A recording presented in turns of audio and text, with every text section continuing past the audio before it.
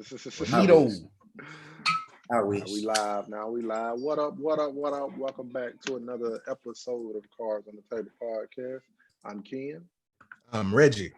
I'm Buddy with the tequila in their glasses. What type of tequila that is? Well, no, we ain't even tell it. No, we no ad, no free ad space. No, never mind. No more free, Randy. No more free, Randy. Can't get no more free, Randy. I'm telling you. No, never mind. But yeah, man. Sound but good, Reggie sound back, good. man. Reggie, you know, he was that boy ACL was gone. The thing about it, you know, speedy recovery. I'm a better man now since I got out. So you saying you was a So BJ? you say you got your. The thing about it, they said, Reggie, you gonna do that again? I said, nah, I never do it again. They said, you free to go. And when I was walking out of the prison, R. Kelly was going in. Hey, using that prison with the red dirt one. Yeah, dirt flow. That's it. Dirt flow. You drop your little sandwich on the floor. You think you gonna blow it off and eat it? That's a sandwich with chips on it, right there. You drop it on the floor. Hey, I'm gonna tell you something. And y'all gonna clown me, but I'm gonna tell you because it's the truth. I do it. No. I put chips on my sandwich, but I'm gonna tell you something. I really had stopped putting chips on my sandwiches for years because I saw the Little Rascals when they put that kitty litter in that man's sandwich and it was crunching. And I just couldn't do it for a while, bro. Hey, I ate a sandwich like that one time. I was like, oh, it tastes like kitty litter. Boy, that sandwich was crunching. I said, boy, Taylor, you got some Lay's on it, boy. Well, if you got Lay's on your sandwich, you doomed to die. You got mayonnaise on that sandwich too. Tell you something. When you go swimming and then you eat your little, because my mom used to take me to the Y. You go swimming and your little salmon depending on your lunchbox and the sun to hit it just a little bit so the cheese melted on it. Hey, your sandwich is aluminum foil. Nah, we had them in the little Ziploc bag. I'm saying your mom had an aluminum foil, she ain't love you. Yeah, I don't think my mom ever wrapped no sandwich in aluminum foil. Hey, boy, kids in them trenches. But now, why you say that though? Why you say your sandwich was balled up? You know, aluminum foil shape. What they do? You right? Them edges. It look like one of them peanut butter and jelly things. With the little crustables. It look like one of them. You said you gotta switch it. You gotta smush it. Hey, I was advanced. I was taking hamburger helper to lunch for lunch. Hold on, you eat hamburger helper in the middle of the summer. I know you finna pass out from heat stroke. I got nailed microwave. That's a heavy meal. You gotta sit. You gotta ask them. You gotta have hamburger helper with a little bit of corn in it. Hey, a little bit that sound like it butter, but I ain't finna eat that cold. Hey, why you eat it cold? Hey, why? Because I know it be thick too. If it ain't hot, boy, one bite, you done. It just depends. What it depend on? So what type of day it is? Yeah, what type of day it is? You know, what's the best hamburger helper flavor? Man, I ain't gonna count hamburger macaroni. I ain't gonna count. That's the only one that I consider hamburger helper. Because ain't niggas out here beef stroganoff. Get out of here, man. Get out of here, man. Beef stroganoff is what you eat because you buy a whole bunch of them at one time. And beef stroganoff be the last one ate. Not mine. I'm beef stroganoff down. When the last time you had some hamburger helper? Marlon said stroganoff. That's what I'm talking about. Oh my man! I eat it. But first, it's cheeseburger, then original. Nigga, I'm gonna get a real cheeseburger. I'm gonna eat cheeseburger. I want stroganoff. You don't even know what stroganoff is. You don't know stroganoff is? I don't know either. Hey, so I ain't gonna lie to you, niggas out here eating stroganoff. I ain't eating stroganoff. I had a homeboy one time, and he was like, hey man, what y'all doing over there? He like, she finna cook. And I'm always like, hey, what you finna cook? What y'all cooking? Yeah. He like, man, some goddamn beef stroganoff. I was like, God damn. You know what I would say? I'll be there. It's crazy how Americans be eating. I'm gonna go ahead and say it. Black Americans. We be eating stuff. That's definitely a German dish. It got to be German. Stroganoff. It got to be. Yeah, we like be eating other country stuff. Like, don't even know what it is. Man, I ate more spaghetti than any Italian growing up. You even spaghetti last weekend. And taco, ain't more tacos than the best. I'm telling you, bro, spaghetti because it's stretched. Them meals that stretch. Oh, you gonna eat that in the black house? I'll tell you, boy.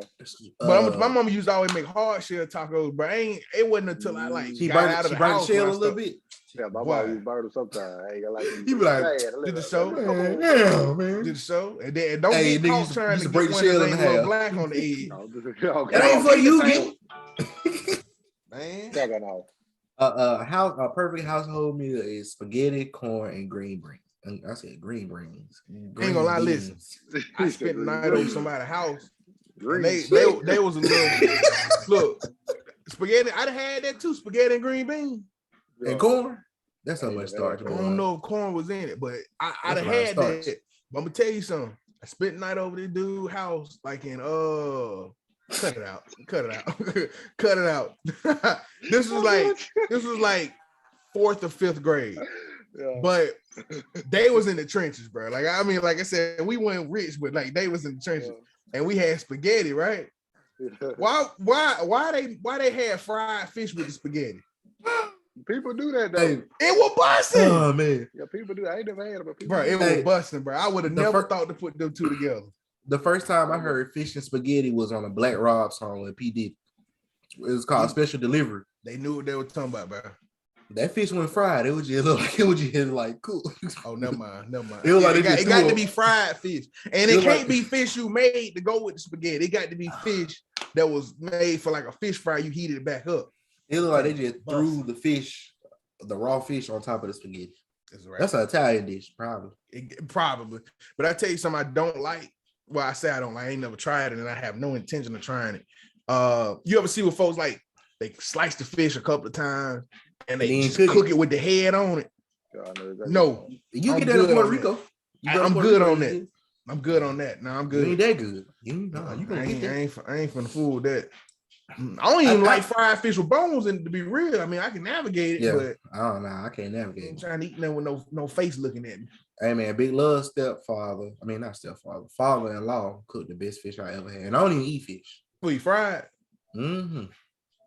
He do it. He use deep fry or just cook it on the stove? Deep fried. He lay that thing or he keep the bones? No bones. No bones. Yeah, I ain't gonna lie. Filet with no bones where it's at. I just like to go straight. Best fish I ever had. Best fish you ever had. He's still amongst the living. Yeah, he's still here, still alive and kicking. He look real young too. That's crazy part. For that fish. If you know, it's fish better for you than a lot of the other stuff. Hey, you think R. Kelly gonna play some jail ball? Some jail who? Jail ball. I'm gonna tell you something there. They gonna rape R. Kelly. I already know it.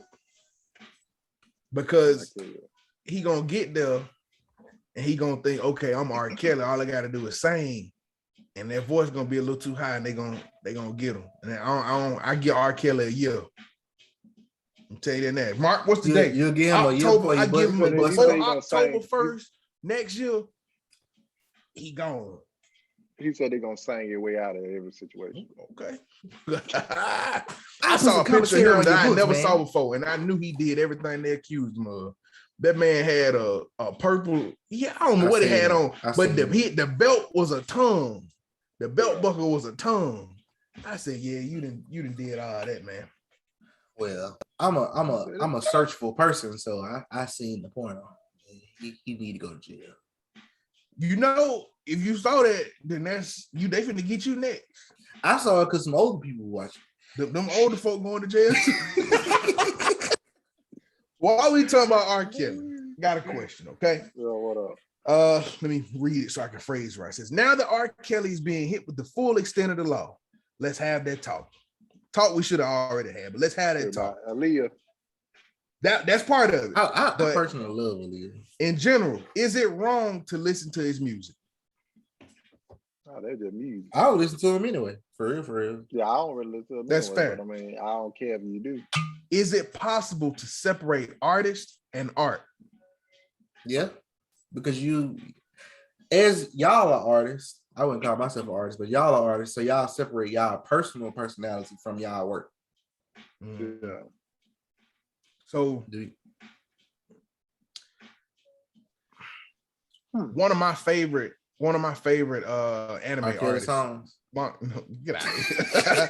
One of my favorite anime / manga artists. They they found out he had child pornography. And like I said, I love his work, but it's kind of like, okay, you're a bad person. You need to be punished. So it's like, I don't want to support him and help him get money. But at this point, the anime from the 90s, if I watch it, he ain't making no money off that. You know what I'm saying? So it's like watching Golden Boy over and over. Yeah. Does that make me a bad person? I'm not supporting him. I'm just looking at what type of anime he had. It was a samurai anime. So it wasn't even like, you know, now you do, I say me, I do kind of look at situations a little bit different. Like if he had an anime and it was like little kids in it, I'm like, hold on, what do you mean by that? You know, but like, it wasn't even like anything cringy in it. So it's like, I don't know. But I definitely feel like you can separate the artist from the art. But I also understand when people don't want you to do anything that's gonna get that person money either, you know, because right. You don't want to support, like, you know, that's like if you have your neighborhood bum and he be like, man, I just want to get something to eat, but you straight up tell him like, I ain't finna give you no money so you can go buy some cigarettes or a bill, you know. Right. I'll you buy feel better just getting him something to eat. Yeah. So you get cussed out like that too. I don't know why they catch me in the right mood. It's gonna be a wrestling match out there, bit. Okay. I'm fighting bums for the rest of 2021 into 2022. I'm gonna tell you something. Them folks, they got nothing to lose. Me either. Gonna run up on the right one. Me either. He gonna let my time. I'm gonna be like, yes, I've been the main anime antagonist. I've been waiting on this moment. All my life. What was it? I really enjoyed thinking about the question that you had asked too about the women and dates. Kenny, you said you came over there, right? I love that question. Yeah, I was thinking about that. Go ahead. I'll give you my opinion. So I saw this I think it was a post. I don't know where I saw it, but it said men don't ask women on dates anymore. Women want to know why. Is that true? First and foremost, is that true? That we don't ask women on dates anymore? I mean, I feel like it's true because I mean, you know, it's a pandemic. So. Niggas ain't trying to go outside like that, man. We thugging right. At you, man. But niggas like do creative. I've been seeing a lot of people doing more creative stuff, like, you know, in-home dates. And I feel like men don't take strangers on dates anymore. I think men in relationships take their girls on dates. Men who are married, like if I just met you, if I'm conversating with you on social media, I'm not gonna take you out on no date. Like, no, especially if we. But if you're courting, that's like the old folks say, courting. If it's a difference. Somebody, do you take her on dates then? I mean, like you're trying to like establish, like you're interested in this person. Do men take those women on dates? Yeah, I'm sure they do. Cause like I personally say, like, hey, you know, these are my intentions. This is what I plan to do. You know, this is what I want to do. This is what I'm trying to lean towards. So, you know, either you, I ain't gonna say either you can, I can't get nobody no ultimatum. Like either you can accept this or, you know, just let me know what your intentions is, you know, make sure we're on the same page so I can possibly take you out on dates, possibly go do so. But I just feel like, you know, if a guy tells a woman his intentions and she don't reciprocate it or speak on her intentions, then it's just like, it's pointless. Like, it ain't no point. Why are you taking this person on a date? If why? Not, like, I don't want to, like, I'm trying to date you. I'm not trying to kick it. I'm trying to kick it with you, but I'm not trying to kick it with you like that. Like, I understand we have to be friends, but I understand we have to be, you know, intimate, you know, mentally on a certain level as well. So I'm not finna just dates low key exhausting. Like not dates with your girl, but like especially if you're dating somebody, because it's like so much pressure. Yeah, I say on my end. I'm not gonna say it's not a pressure on her end, but like on my end as the guy, because you trying to figure out what she like. Yeah, and then on top of that, it's like you can like everything can go well on a date, but something as simple as the place that you decided to take them. You know what I'm saying? Oh, I literally took a girl to them. Like, you know, the movies is a cool date because you shouldn't be able to go wrong with the movies. You can always talk afterwards. So we talk before the movies and we talk after the movies. And I'm like, okay, you hungry? Like, you know, what's in this area to go eat? And she didn't like. So you went to the movies first? Yeah, we went to the movies. Well, I mean, I don't know what the hell we did first, but I think that I know the movies was always involved. Makes the most sense. Like, but I feel like when I was younger dating, we would go eat first and then go to the movies. See, we But ate now after. I prefer the I movies can't first remember. because now you have more That boy said, conversation. I'm You can just talk fucking. about the I ain't movie. home. He like move. He said Nah, movies man. and bed. It just been so long. But man, I yeah, don't even know. growing up, like younger me was like dinner first because dinner and a movie. I just assumed that's Right. the order you had to do it in. But Yeah. I think now it's more of a movie thing first because then you can discuss the movie or just chop it up. You have more conversation topics after the fact over dinner because like Right. if you taking somebody out to eat and like y'all just not talking, like I feel like the date's not going well personally. Boy, like I experienced it. Like I actually like took a person out to like multiple That sounds places. horrible. And it was like me personally, I be blinded. Like I've learned that I be blinded by, beauty more so than actually how the person is. And it took me a while to learn. That's fair though. I definitely get that. It took me a while to learn, like I need to know like who this person is before I even take them anywhere, because like I'm not trying to take somebody nowhere and then we don't have no conversation. We just smacking and looking around. Like, nah, I'm not trying to do that. So like I actually took a girl to the movies and then went to get pizza afterwards. And she was like, "Oh, I don't eat pizza." I'm like, I remember you were talking about that. Yeah. Did y'all discuss pizza before y'all got there? Yeah, I mean, yeah, and then that was the only place really open. Like okay. I'm a nigga, so I'm eating. That kind of makes sense why you would go to dinner first though, because it's usually the movies get out later. I ain't think about that. But I mean, if you taking a woman out, I mean, let's say this is your second date and you taking a woman out, if she's into you and she agreed to go, then I ain't gonna say I'm looking for her to pay for something or be like I'm paying, but I would like, okay, she would be like, hey, I'll take care of this. Don't worry about this. Mm-hmm. You just pay for this and we good. Like I like a woman who knows what she wants and knows her like intentions. Like I don't like damn, I gotta take care of everything. Like god damn. So when you take a woman out on a date, well, and I'm just speaking in general, but if you like you're dating somebody, then do you read into that? Like if she doesn't offer to pay for anything, do you read into that? Like, okay. No, I don't read into it. Like I'll let it slide like a couple times, and then because at some point I want to be dated. Like that's fair. Yeah. That's fair. I feel like Kitty said shit a couple times.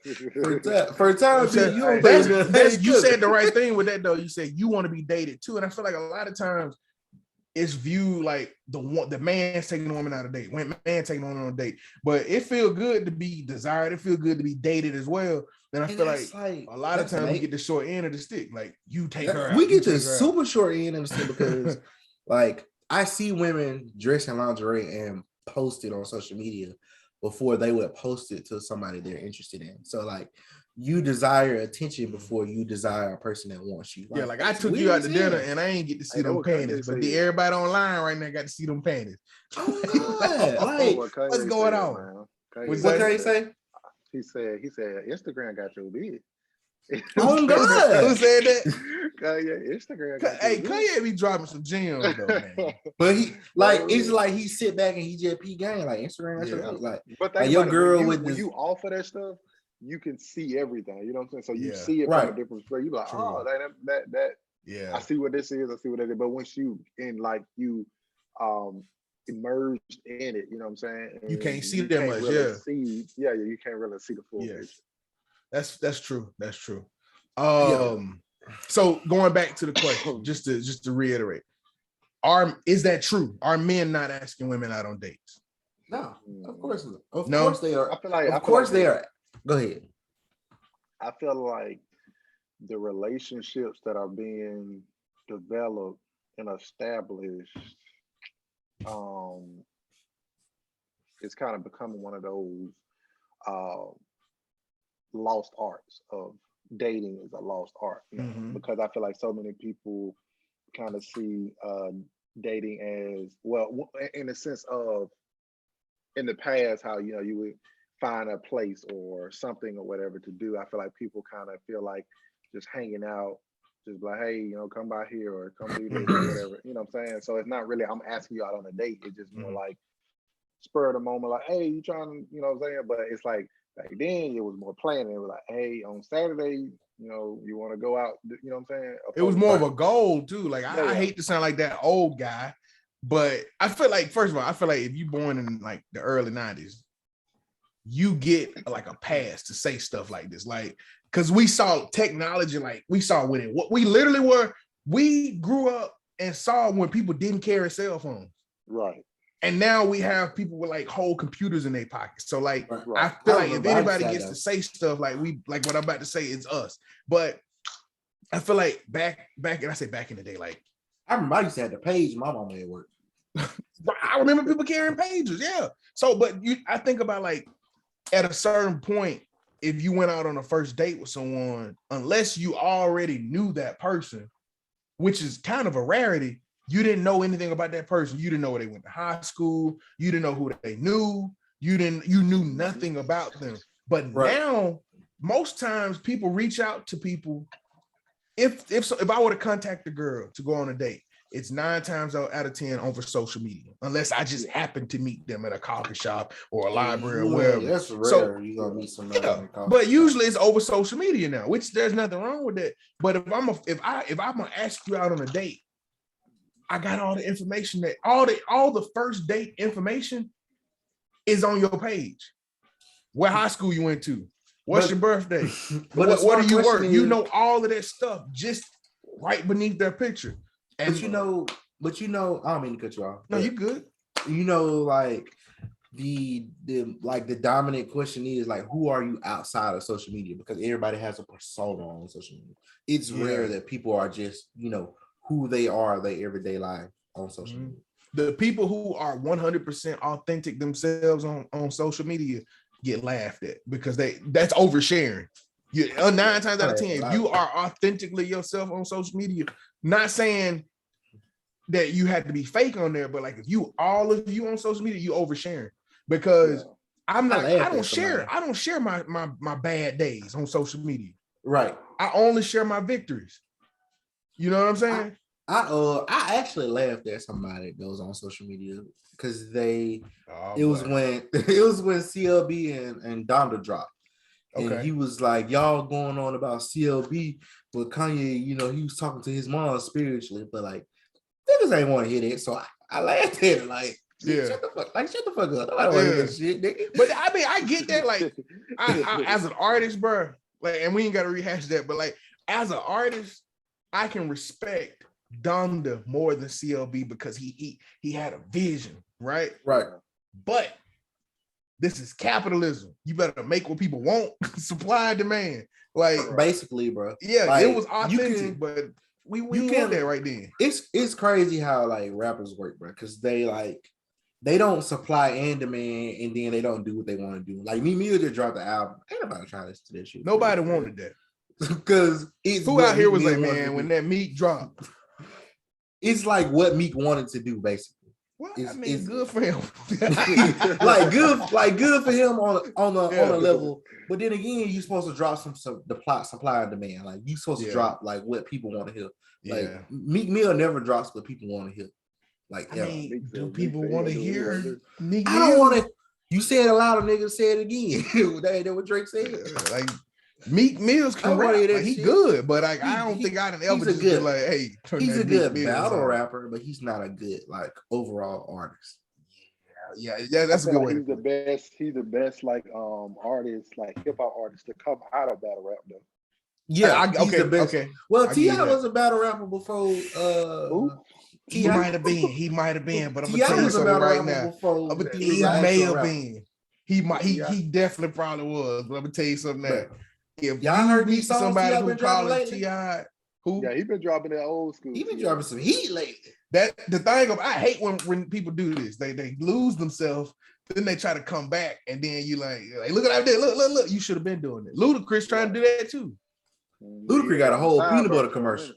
I ain't mad at him though. Get them coins. Hey, I got off topic though. While we talking about that, so it brought me back when you were talking about Meek Mills and battle rapping. Because when you battle rapping, you got to bring the pressure.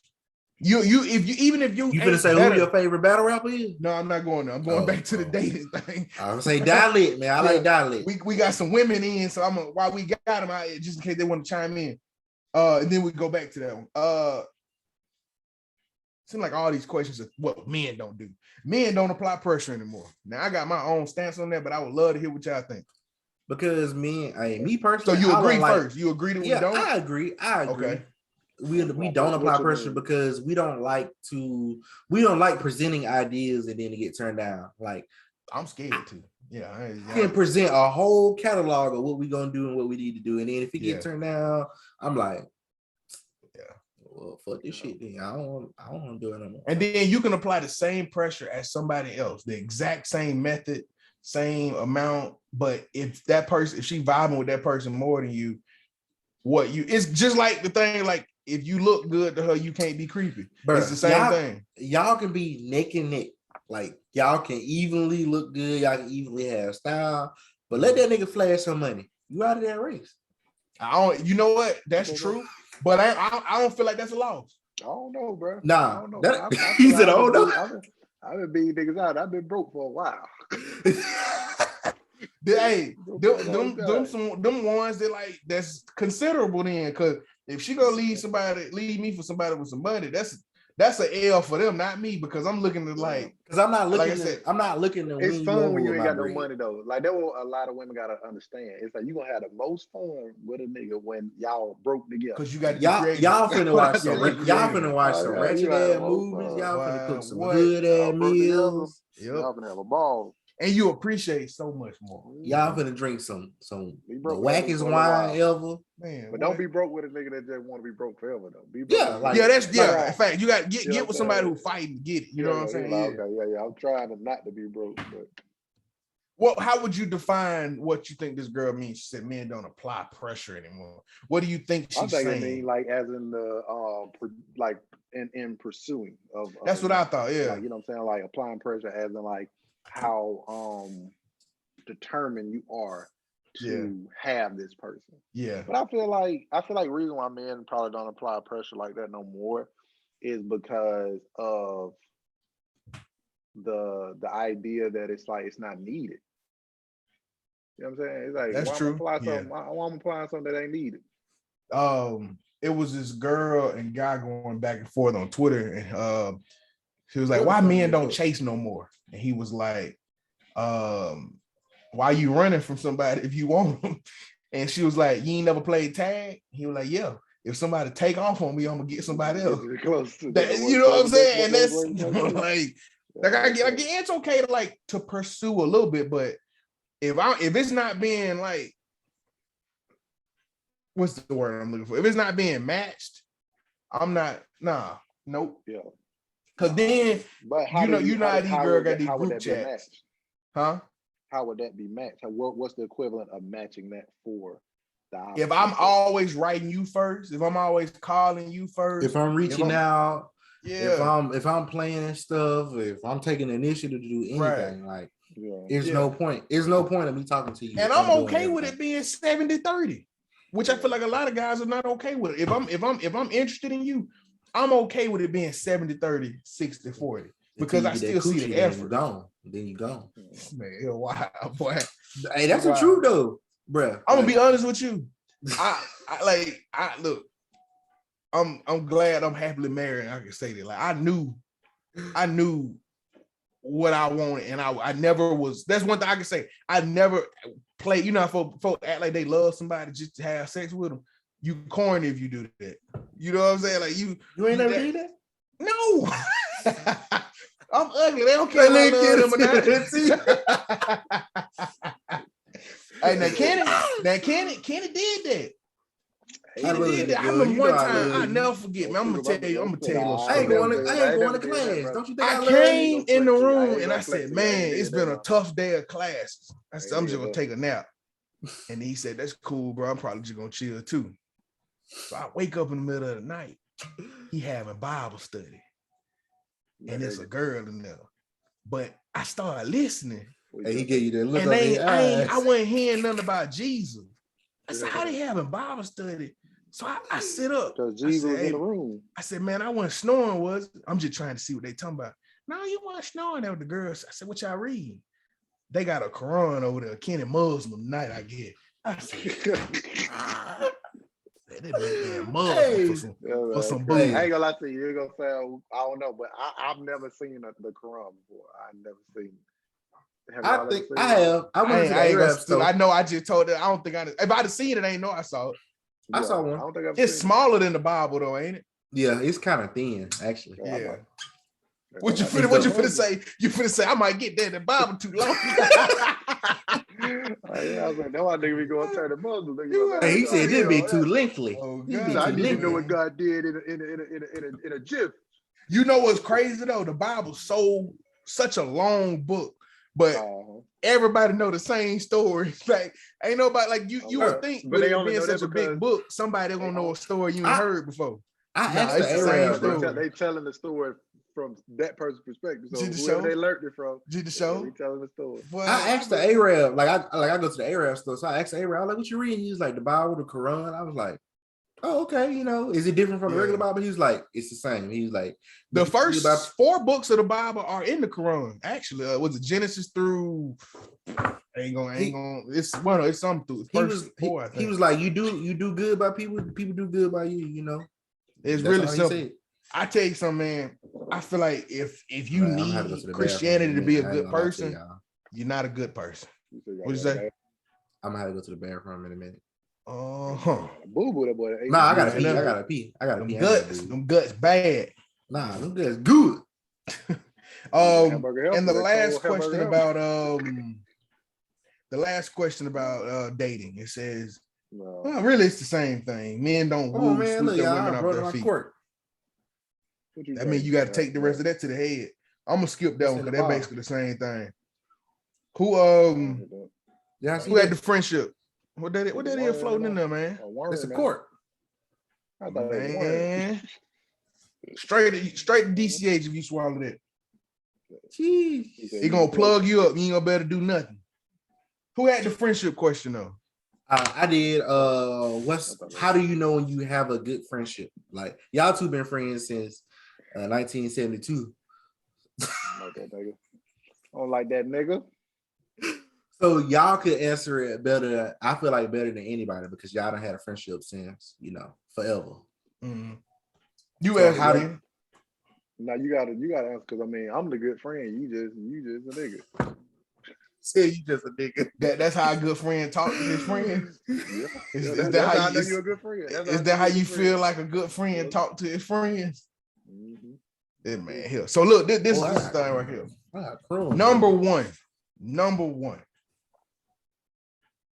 Basically, I think that this is the rule to all good friendships. I ain't gonna say it's the key, but it's the rule to all good friendship. Be able to like disagree, argue, whatever the case may be, and come back. Because I done seen friendships. You like, hey, I've been a friend for 20 years, and the second they ain't never had a disagreement. Yeah, and so you think it's good, but then the second you have a disagreement, you can't get past that, and you like, right. I think that's so bad when somebody don't tell you like you wrong in a friendship because like y'all don't get a chance to understand each other and have disagreements. Yeah, that's true too because you really resent somebody if you don't tell them like if you don't, hey man, I ain't like this or this how this affected me, and you don't say nothing. 9 times out of 10, they don't realize they doing it, and then you man they trying me. So then you mad. Court. He swallowed that court. That's it. Yeah, that court they got it. I just didn't want to take a shot on camera. Mm-hmm. But yeah, I agree with you on that. And that shot took you on camera. But now, Kenny, you need to chime in too, bro. I'm getting tired of that. What? About to chime in about? Damn, I tell you. Oh my God! Hey, you got quiet. Hey, Rick, shut up, man. Hey, dog, what you said that question was about? What you said a good friend is? Yeah, like it's good to have disagreements with your friends because like that way y'all can, talk and then come back to the way y'all used to be.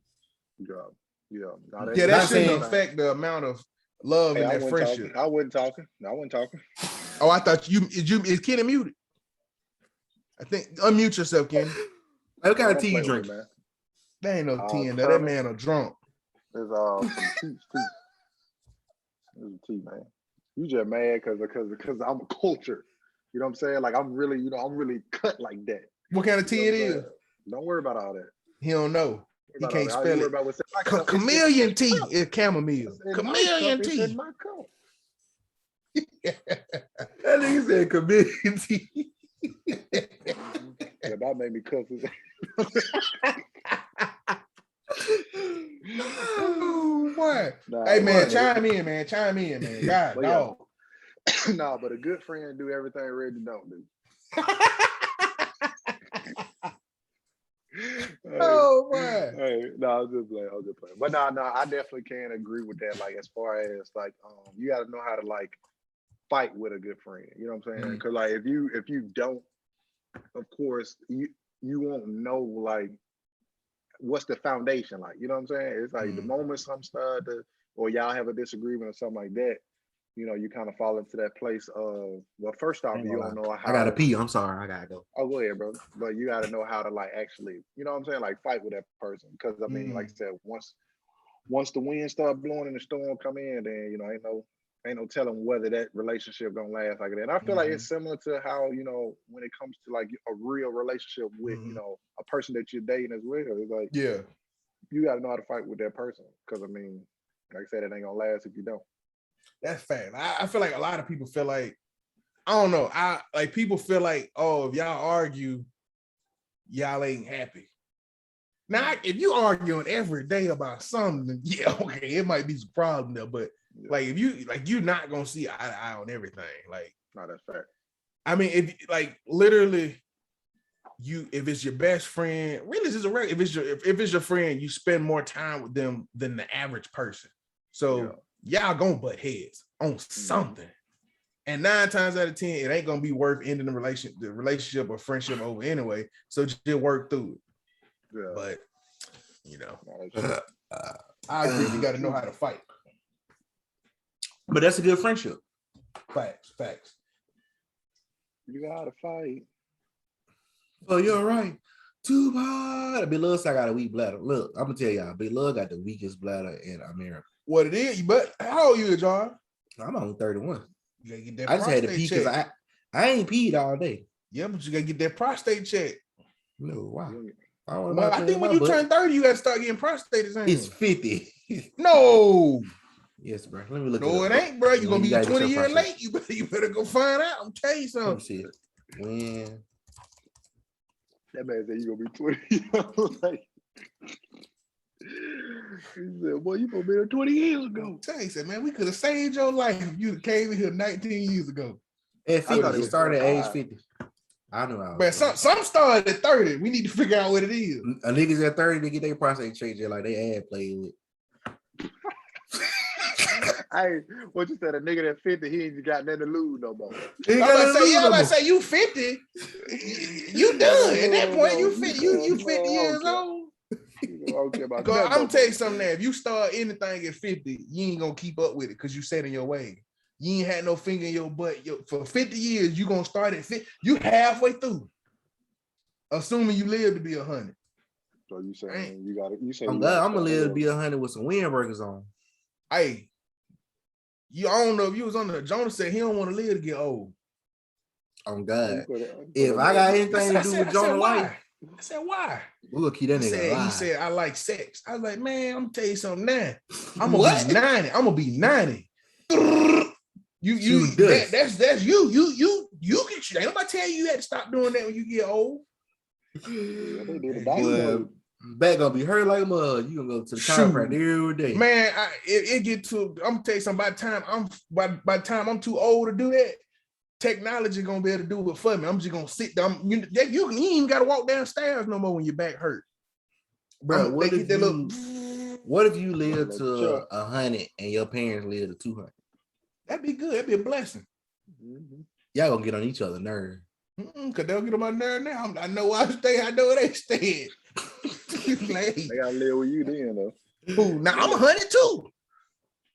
But you still ain't son. What y'all think about people who put their parents in homes?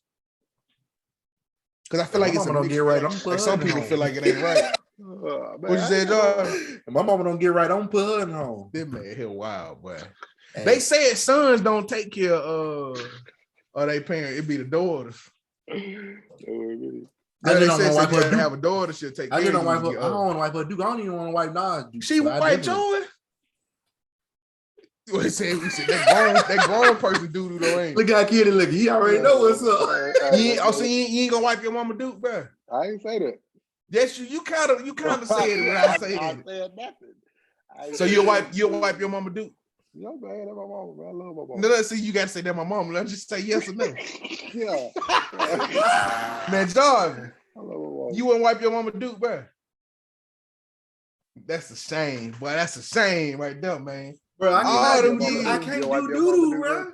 If it ain't You mine, wipe, I you can't wipe smell it. yours, You wipe your mama Duke, Rich. huh? You wipe your mama Duke. My daddy can do that. Nah, we ain't about your dad. We ain't about you. I do it. My daddy can't do it. I wipe it. Hey, Big You wipe Lil your said he daddy gonna spray Duke. his mama out with a whole No, pipe. let's answer that. Let's answer that. You'll wipe your daddy Duke. I feel like he gonna be janking me if I do it. He gonna be cracking jokes. Man, wipe my ass. You being soft. He like, all them years I had to wipe yours. Here you go. I'm like, man. But yeah, I do it. Or pay somebody to do it. Nah, you can't pay nobody to do it. This I'm you or expecting to be nobody. rich by then. I do it. I will. So that means you okay with putting them in the home. No.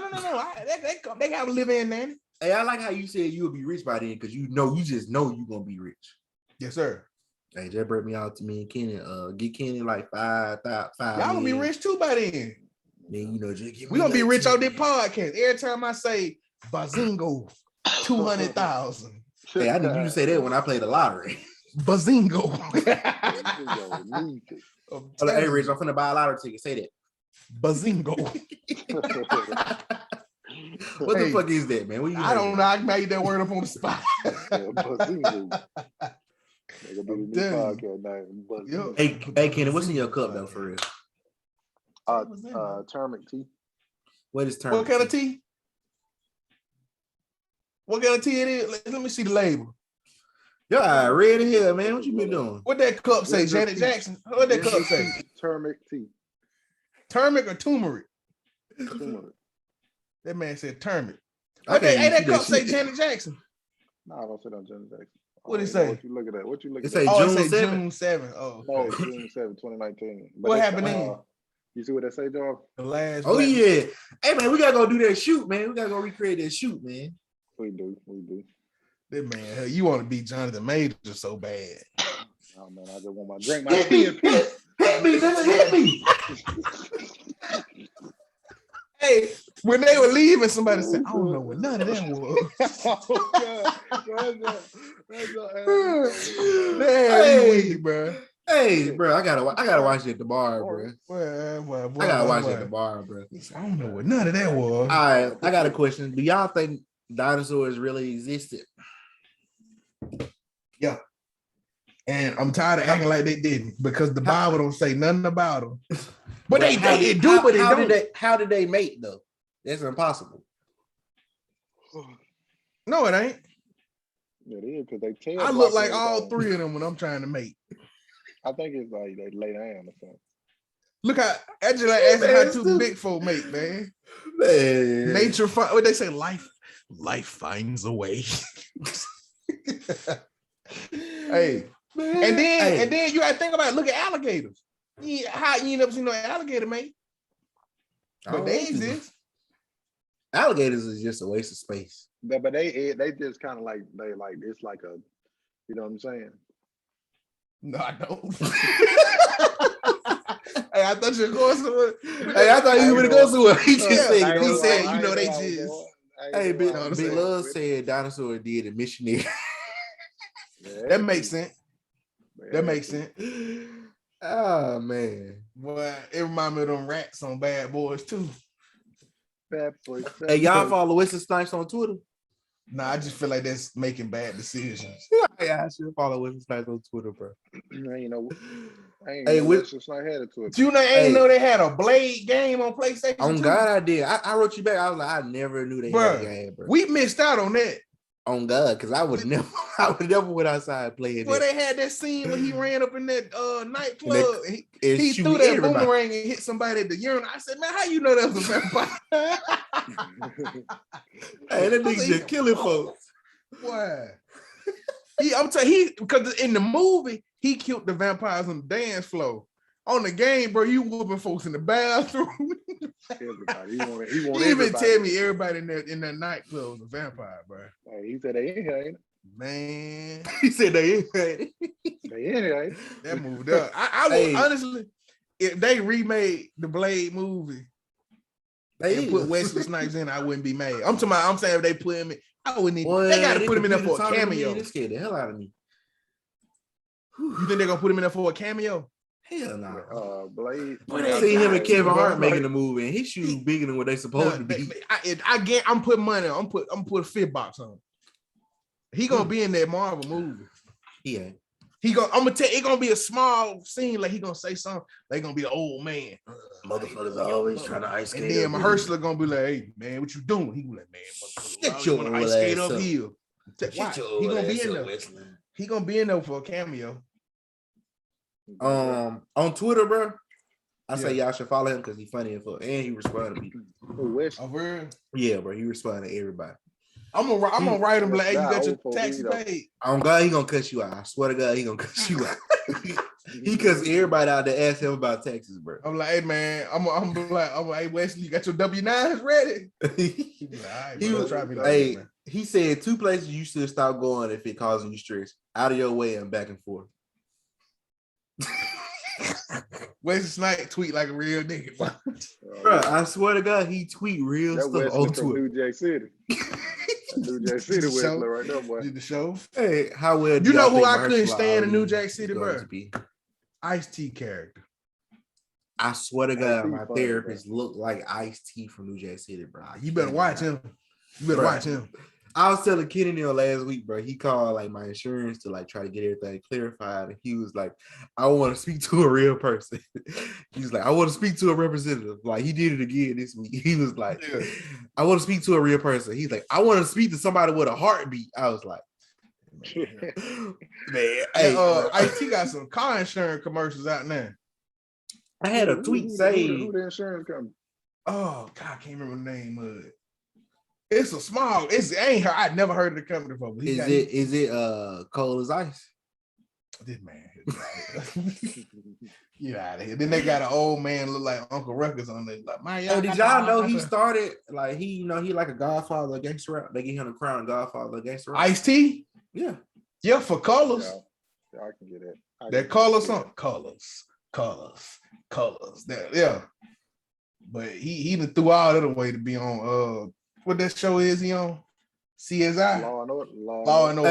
Hey, what do you say, Kitty? Homicide call, say 3 kids missing. Hey, in the comments we got Big Love. He said, how well do y'all think Mahershala Ali gonna be? Like, I like Mahershala Ali personally. You don't? I do. Like, I know he got Mahershala gonna kill, bro. Yeah, I'm gonna tell you something. Mahershala kill everything he get into. Listen, I'm gonna say this. You tell me if I'm wrong. You'd have seen way more Mahershala Ali. Mahershala, all he got to do to master Blade is the perfect mix between Cottonmouth and Cool. And what's his name? Who? Cool, and like he gotta be Cottonmouth. Like Cottonmouth was aggressive. Yeah, and he had a plan. He had a temper to him. Yeah, and he got to be cool with a cocky attitude. Kind of. If you seen him in True Detective, that's it. Yeah. Like the mix between Cottonmouth and that, because, and I think if he do that, he'd probably be better Blade than Wesley Snipes. I feel like he is gonna be a better Blade.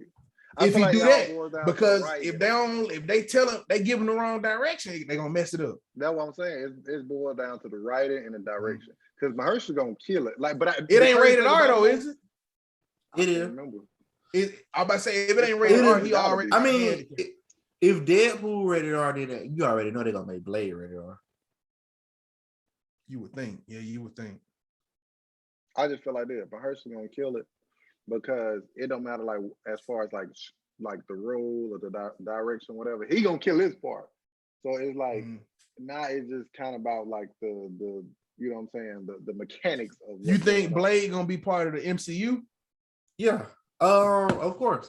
You know the trailer I showed you of what it was called? Midnight Suns. Midnight Suns. Yeah. So that's like the dark side of Marvel. Like but like, is he gonna tie into like the I know he in Marvel, but are they gonna Alright. tie it together? Because I know y'all probably ain't gonna watch Venom, and then the listeners, I'm sorry, but like Venom, he was a part of the multi-madness. Spider-Man, I forgot what it's Multiverse called. Madness or something like that. He had a Bro, game like that. It was a it's game Doc- about it. Yeah. It's Doctor Strange, Universe of the Multi-Madness. So Venom was a part of that multi-madness. Send Like Christian they was meeting ID too. He just asked about it. they was watching Venom and the dude he tied to. Yeah. Got his name. Brock. Eddie Brock. Yeah. So they was watching TV and he was like, let me show you something. And when he was trying to show him something, like the multi-madness universe snapped. So like they went from in a crib to on the island out of nowhere. And he saw Spider-Man on TV and Venom just got upset and he was like, ooh, this guy. And he like licked the TV and everything. So like if Venom tied into it, then I already know Blade gonna be tied into it. Yeah, but Venom ain't in the MCU. Huh? Yeah, Venom, like the new Venom, because them was made by Sony. Yeah, it's still tied into it though. Like, so which Spider-Man did they use though? Did they use They used Tom Holland. They used Tom Holland. Really? I'm gonna send you the clip. Because see, that's cool. Venom. Because I want to see that. Yeah, heck yeah. So yeah, that's the only reason I didn't like it. Because I was like, man, so it's gonna tie into the MCU. Good. So it's perfect. Good. It is good. So I'm like, that'll work out. I'm excited to see Woody Harrelson as Carnage because that dude can act. I ain't watched it yet. Is it out? Yeah, it's out. It came out today. Oh, okay. That came out today. Baki came out yesterday. Yo ho ho. That's all I'm gonna say. You already know how I'm gonna watch it. Yo ho ho.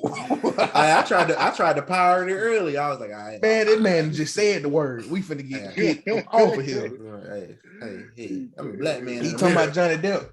I got a question. Christian get in here too. He said the post-credit scene. The post-credit scene is what y'all are talking about. Yes, Carlos. I am talking about the post-credit scene. That Carlos Lucky. It's great. I'm gonna send it to y'all. Is that Carlos Lucky? Yeah. That man. Now listen, man. I'm in here. What he do? I'm his friend on Facebook. He got a film. Him and Avery, who we're gonna have an episode. They got like a film / broadcast coming, so they do videography and all that. Yeah, it's called Lasavo, if I'm pronouncing it right. It's a mixture of their names. LOS for Carlos and AVO for Avery. That's fine. If I'm not mistaken. Yeah, it's lit. Y'all got some ideas, then let me know. Yeah. He said he think it changed because of what happened in Loki. It changed because of what happened in WandaVision. I'll be on it. So watch WandaVision, and then that's what changed it. And if you ain't watched WandaVision, give it time. Give it some time. Yeah, you just got. I was like, man, I don't want to watch that, man. Then I said, What if is really good, bro? Yeah, the last episode I saw was the Black Panther. The first time was it like? I know I'm behind, but like I like Thor, it so far. The Thor is good. Like I didn't like the Captain America because it was. He got a picture up here. Don't like an obituary picture. That's bad. Yeah. There you go. I didn't like it because it was I didn't like the Captain America one, but I like the Black Panther. I like the Thor. First one. Yeah, I ain't care for that first one. Yeah. The last one I watched was What If Ultron Won? So Ultron had all the Infinity Stones, and I ain't gonna say that. I done already saw one spoiler on Facebook already. I'm like, God. Bro, I watched it today. It's so good. Bro. It dropped Wednesday, didn't it?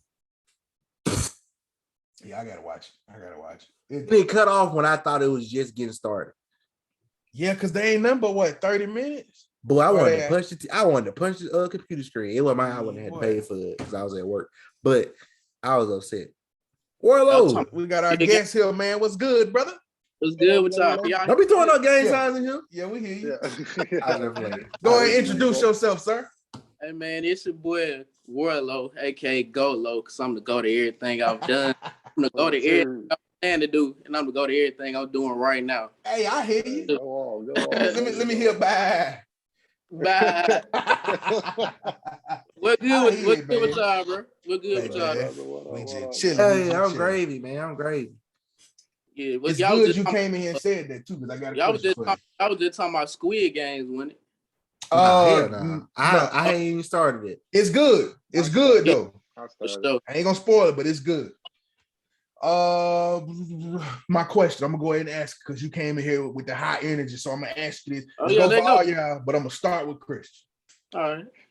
If anything, what's stopping you from achieving your dreams?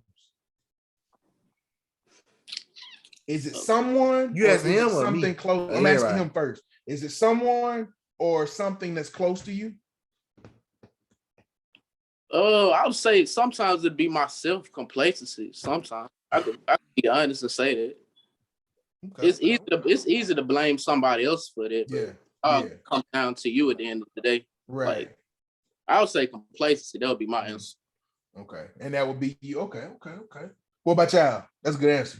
Me, myself, because I'm me personally, I'm afraid of how the outcome is. Like, I know I can put out dope shit and I know it's gonna be good, but I'm afraid of the outcome. I should let go of being afraid of the outcome and just put that shit out because it's gonna get the feedback regardless, whether it's from y'all or other people I know. Like, you know, long as I ain't gonna say some attention, long as I put it out, it's good.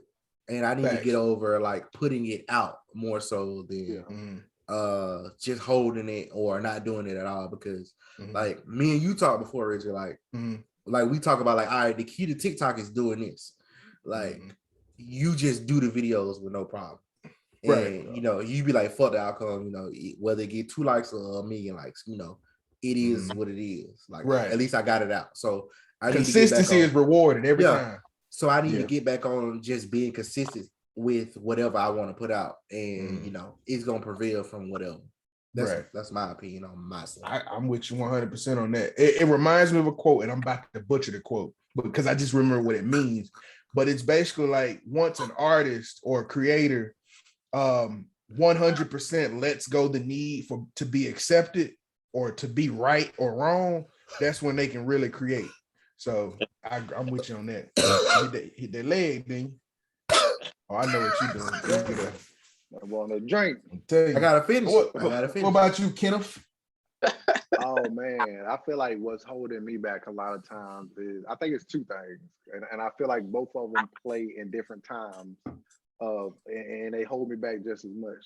But I feel like one is being a perfectionist. Like I feel like a lot of times I put myself in a place where I'm like, all right, it's not exactly like how I wanted to be, or this ain't going the way I wanted to go. So it's like I keep you know, how long, Kenny? Keep oh my bad, go ahead, brother. I know I sent in our text messages, bro. I send you a whole list of like everything we need and like research and like ideas, and then I'd be like, nah, this ain't good enough, and then I delete it. Yeah. So I'd be like, nah, I just need to send it. Yeah. But yeah, that's definitely one of the big things is just like I said, I get into the space of just getting in my own head. I get in the space of just being like, all right, this ain't good enough. I get tweaking, revising, this and that until eventually it fade away. I'm like, all right, it is what it is.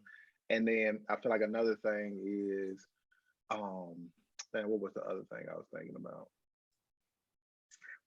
I said perfectionist, and I think like a lot of times it comes down to like the drive, you know what I'm saying? It's like you pour yourself into other areas of life to the point where it's like you exhausted to be able to kind of push that other thing. So I feel like that's so like work will take a toll on like, you know, what you need, your creative mindset, or like just dealing with certain aspects of life just take a toll on, you know, creative mindset.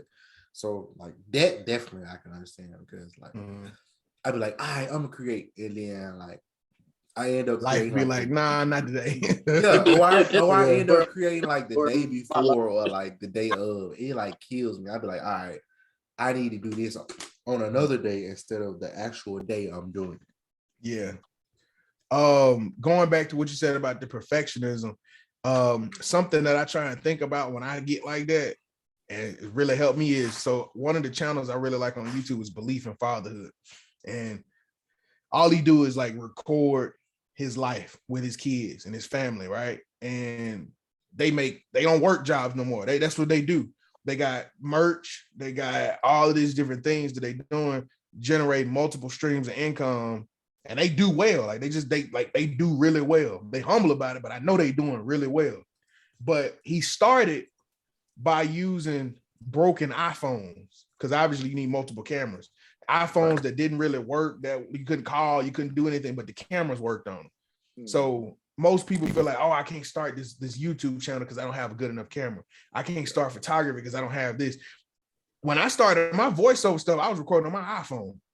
You know what I'm saying? Like, you don't stay where you start, but as long as you start, that's the point. So like, I get you on the perfectionism because you like, I don't want to put out crap either. So I get that 100%. Yeah. And my thing is, it's not that I, you know, when I look at perfection, I look at it more so to myself. It's like, if it's not something that I'm in love with, then I battle with putting into the world. You know what I'm saying? Right. Like I'm pretty much gonna be constantly looking at it, like being like, dang, why I do that? Even if it's, you know, accepted and everybody love it.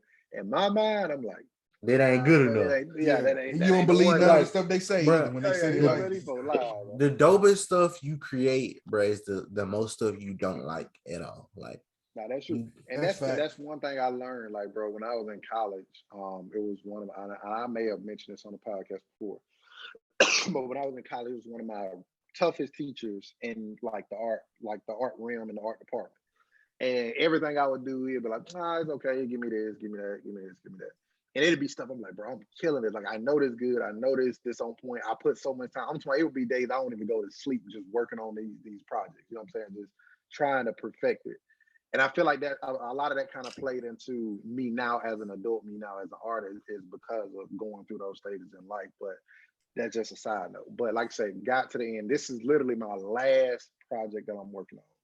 So I'm working on this project, and I'll never forget. I'm sitting in the photo studio. So I'm down, and the photo studio was like this own separate room or whatever. So it's like you can kind of go, if you had a fob, you can go in there and kind of have like quiet time, and you can just really, really just focus on your stuff. So I went down there, and it's probably like 3 or 4 o'clock in the morning, and I got to turn it in probably like 10 o'clock the next morning. So get down there, and I'm just working on it, and I just got to the point where I was like, bro, whatever this looked like in the next 10 minutes is it. I ain't doing nothing else to it. Finished it up, got to work, and it was horrible to me. Like, I'm like, bro, this is probably the worst I've ever done in my life. And I get to class, turn it in, and I get my grade for it. Highest grade I've ever gotten in the class. It was like 90, it was like a 90 something. And he was like, oh man, he was like, this is perfect. Like, this is genius. You did this. And it was stuff that I'm like, I wasn't even thinking that way when I was creating. I was literally just put something together. I was like, I just need to be done because I'm tired. So put something together, and that story kind of tells what makes people successful. Is it's not the thing that you craft, you know, all night, or that thing that you put all this time and these years into, because it's not, at least it's not going to feel like it is. You know what I'm saying? Right. So it's like you spending all these years creating this thing, but that one thing that's going to make it pop, or that's going to make you pop, is that thing where it's like, man, I ain't even think none of it. Like, that just took me 5 minutes to make, or that just took me a couple seconds to just kind of think of. And now it's like a freaking. And if you would have kept doing it, you probably would have lost that. Yep. Exactly. Yep. So if I would have kept trying to find that thing or that vision, then they would have definitely, you know, turned me away from. Have you heard By Design? That song, it's Kid Cudi and Andre 3000. I think so. But like part of I think it's the hook. But like Andre was like, stop dueling with the true thing. I do think when you think too much, you're removing what's moving. And I was like, ooh, you know what I'm saying? Like you think too much about it, and then you done took out what made it that. You know what I mean? Yeah, that thing. Yeah. That's right. Like, that takes me back to the movie where I really like the movie Really Love. I know Kenny probably he ain't like it for real. I'll say that. Let me just say that now, and I'm gonna let you jump into it. I don't dislike it. It just moves so slow to me. But yeah, it moves real slow. Very slow. And it's a calm, and I think that's the point of it. Like, it's a calm film that you just, you know, get lost in it. And I get right. It. But and I feel like I kind of looked at it differently. I watched this interview with D Smoke and his wife yesterday. Poor showed it to me. That boy good. That boy good. He smoked the truth. But they were just talking about it, and he was just kind of breaking down different scenes. You know, of course, he's a musician, so a lot of things he see different, and it go hand in hand. Yeah, and it's arrangement, like how the music arrangements and stuff like that. And he was just talking about this scene where they're like walking down the sidewalk, and he was like, it's such a long scene to where it kind of makes you look at it, and it's like it's uncomfortable because there's a lot of dead silence in it. But that's the point of that scene is right. Like, you've never seen someone walk. You walk with your, like, think about it, bro. You walk with your spouse for like a certain amount of silence to where y'all ain't talking and y'all just enjoying each other's like company. Yeah, so like that scene really just captured like real like aspect of a relationship and real love. So like I like that's why I understood it. And I think I like the movie so much because like he created so much art to where like he was trying to create like his next masterpiece when really like him falling in love and meeting somebody that invested in him where like he think nobody wouldn't invest in him was his actual masterpiece. Like his girl was his masterpiece. Yeah. I think so, like, something. Go ahead. My bad, bro. No, go ahead. You finish up what you were saying. No, and I was just saying a question leading into something else. Nah, and I was just saying, like, his girl, like, is his actual masterpiece. Like, and like he was searching for something else to be something else, but his girl was his actual masterpiece. Yeah. But one of the things that in that interview that I was watching yesterday that he brought up that kind of made me think, it was like kind of breaking down the difference between men and women and how men and women kind of see life and how they kind of operate within a relationship. And in that movie, it was talking about how she was driven off of love, where he was more so driven off of his success. So it's like she was successful and she was able to kind of, you know what I'm saying? She had a very successful career and she was getting offers to go where she wanted to go, where him, on the other hand, he was trying to find his big break. Right. But her whole thing was the fact that she just wanted him, and it didn't matter whether she had that success that she wanted, opposed to for him as a man, it's like, if I don't have this success, then I'm going to kind of dread our relationship, or I'm a, dread, like, he don't want her to have the like ladder over his head of, him being successful. I think that's true for a lot of men though. Like, like it ain't even necessary. I'm not even gonna like blame women for that. I think it's just like society pressure. Like a man, I speak on me as a man. Like I feel like if I'm not to a certain point of success or drive or something like that, I feel like I don't feel like it no more. But like it's like, oh, I'm not worthy of that. You want me? I ain't did nothing yet. Right. You know what I'm saying? So I ain't even seen the movie you talking about, but I can relate to that. It's good. It's real good, bro. You should check it out. It's slow, like Really Love. It's real slow. But like you just gotta like sit back and just relax. Well, you can go look at it. It's on Netflix. Okay. Like it's crazy the idea of check that out. To guys, it's crazy of the idea of a woman just want you for you, not what you have, not what you're about to accomplish, or not what you're about to do. It's more so of like a female be like, I want you for you, like your personality, like your style. Stop lying. You be like, stop lying to me. Yeah, you like, man, stop lying. Like, oh, get out of here, bro. Like, or you say today you do. You know what I'm saying? That's you trolling me. What you say, Chris? Go, I'm gonna get you started. Tell her what you think about it. It's rare, bro. The whole success, like you talking about that part? Yeah. Well, that's what you were talking about. Like you got a perspective on that you want to share with us? Yeah, I'm like, well, the women in this generation, they ain't even giving you the opportunity to not even build yourself up to gain success. They want it right then and there. So I mean,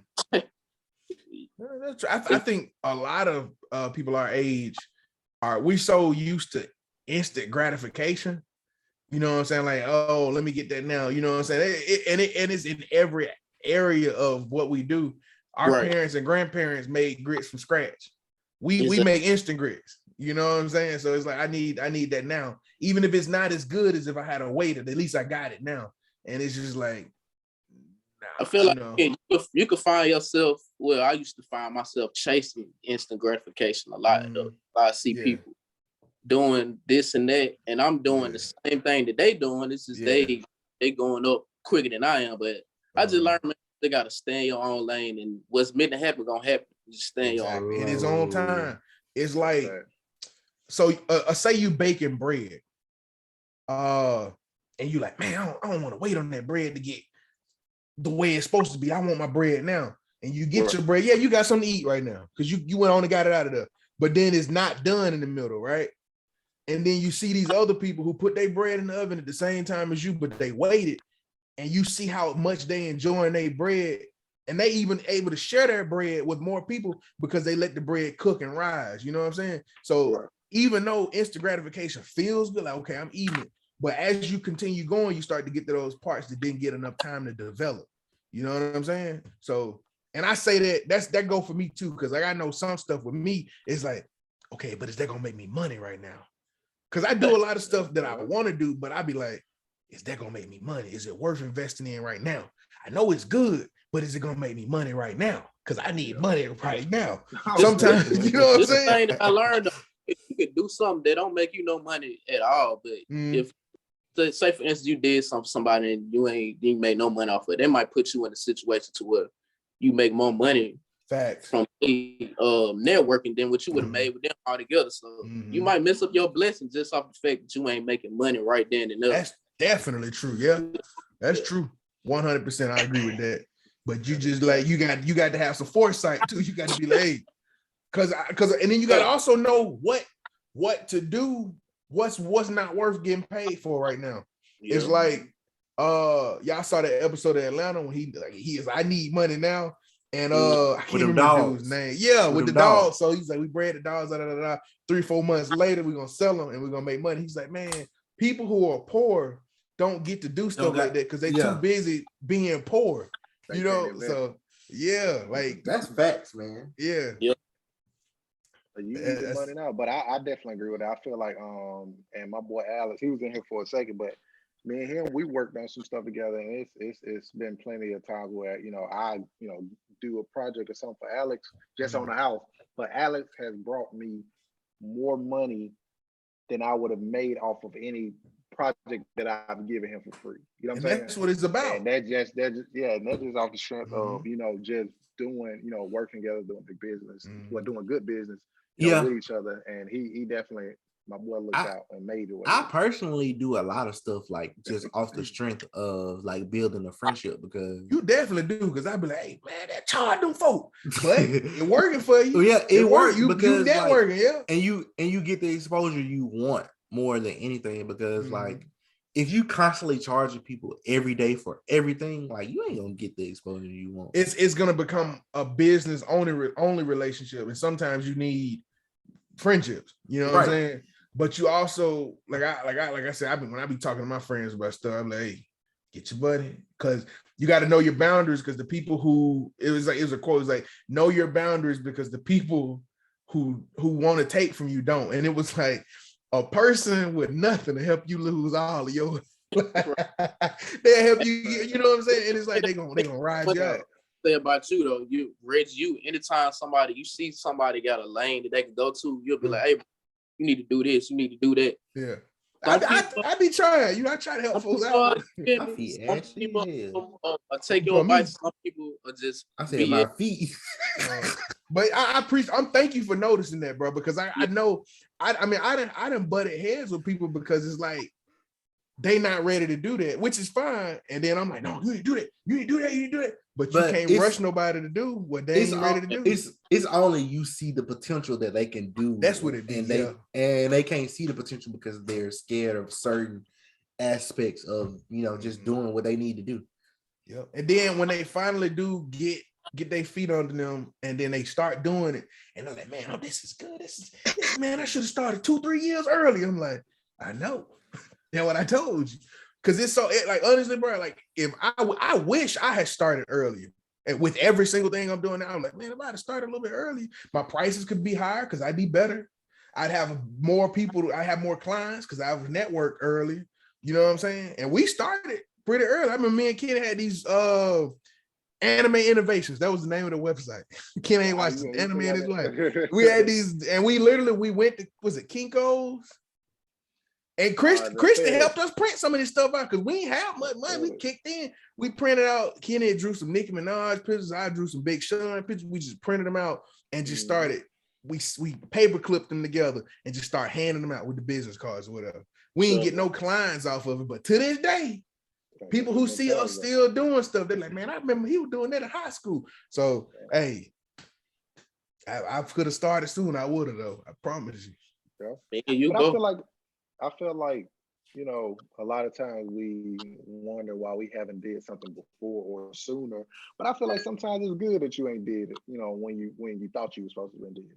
Because I mean, you never know. You never know if some could have, you know, caused it, you know, to terminate itself. You know what I'm saying? You never know if something could have, you know, steered you in the wrong direction to something that you weren't supposed to be doing. You know what I'm saying? So it's so many things where I feel like, you know, things are about time, and even though it may not feel like it's the right time, it is always the right time. Because I mean, as long as you constantly going up, like you ain't never too late. And lateral moves ain't that bad either. Like, you know, sometimes like it might not be elevation, but you putting yourself in a different lane. Like this lane moving too slow, I'm gonna move over, and then I see more opportunities. But question I wanted to ask you, Christian. I got a couple of. I got a question. I love what you go ahead. You go ahead. I got mine down there. Go ahead, man. Go ahead. I love y'all, boy. I gotta go to the bathroom. Before you go, I got a question for you. You didn't get your prostate checked. So my question is, what are you? And it's a two-part. The first part is, what are you willing to sacrifice for success? Good question, bro. I know it's a hard one for me. It's like, what am I? Friendships, family, sleep, peace. I'm willing to sacrifice my free time. Like if I'm gonna be successful, you can't really expect to have a lot of free time when you're successful. So I can say I can sacrifice that, or maybe I don't know about friendship. That could backfire on you. You friendship. That could backfire because somebody that you need to put you in a higher position when you're successful might be the one you turns your back on. So I'll probably say free time. Yeah. Now let me ask you this, Chris. Do you feel like, are you saying that you need to sacrifice free time, or are you saying you're willing to sacrifice free time? I don't need to. I would be willing. But you willing to? Okay. Yeah. Did y'all hear me go to the bathroom? No. I heard you say you were going. I ain't hear nothing. I took my headphones out so y'all won't hear me. Oh no. I asked Jarvis, is he back? What are you willing to sacrifice for success? Time, because you know that's the evident. Like you're gonna have to sacrifice time to be successful. So I would sacrifice a lot of the bullshit I be doing, like taking naps and just bullshitting around, being on my phone a lot. So I would stop all that to be successful. It's crazy. You said the same. You wasn't even in here. Y'all on the same frequency. I might even get the COVID shot to be successful. Hey, you know, it's going to that point. Yeah, I saw. Let's kind of segue into sports a little bit, but I saw Kyrie Irving had his own opinion. You know, his status shouldn't matter to the NBA because that's a part of his personal life, whether he has a shot or not. Because you know, they're trying to do players like Andrew Wiggins that play for Golden State Warriors. He has to have the shot to play certain home games, and you know, if he don't have the shot, then he has to sit out. So I feel like, you know, sit out. He's still like, there. Like, yeah, he's still on the roster, but like, I mean, like, is he still able to travel with the team? Because he might be. Yeah, they can do away game. Yeah, I think it's just so you can go bring it into somebody else's stadium, but you can't bring it into your own stadium. Right. Yeah, and that's just stupid. But like, you know, that's a part of their personal life. That's just like saying, like, you know, like Magic Johnson, if I got AIDS, then I'm still play. But you know, I got AIDS, but I want to make it publicly known before he get out. Yeah. Like, that don't make sense. Like, let that personal status be a personal status, whether you got it or not. I'm on the fence about it. Like, I know I don't want the shot right now. I know I don't, so I'm not on the fence about that. But I'm on the fence about like it being because your personal life can affect my personal life. That's the only thing I'm concerned about. So, you can't make nobody take this vaccine, but I think they need to have a stronger argument than, well, this is my personal, because my personal can affect your personal if I give it to you.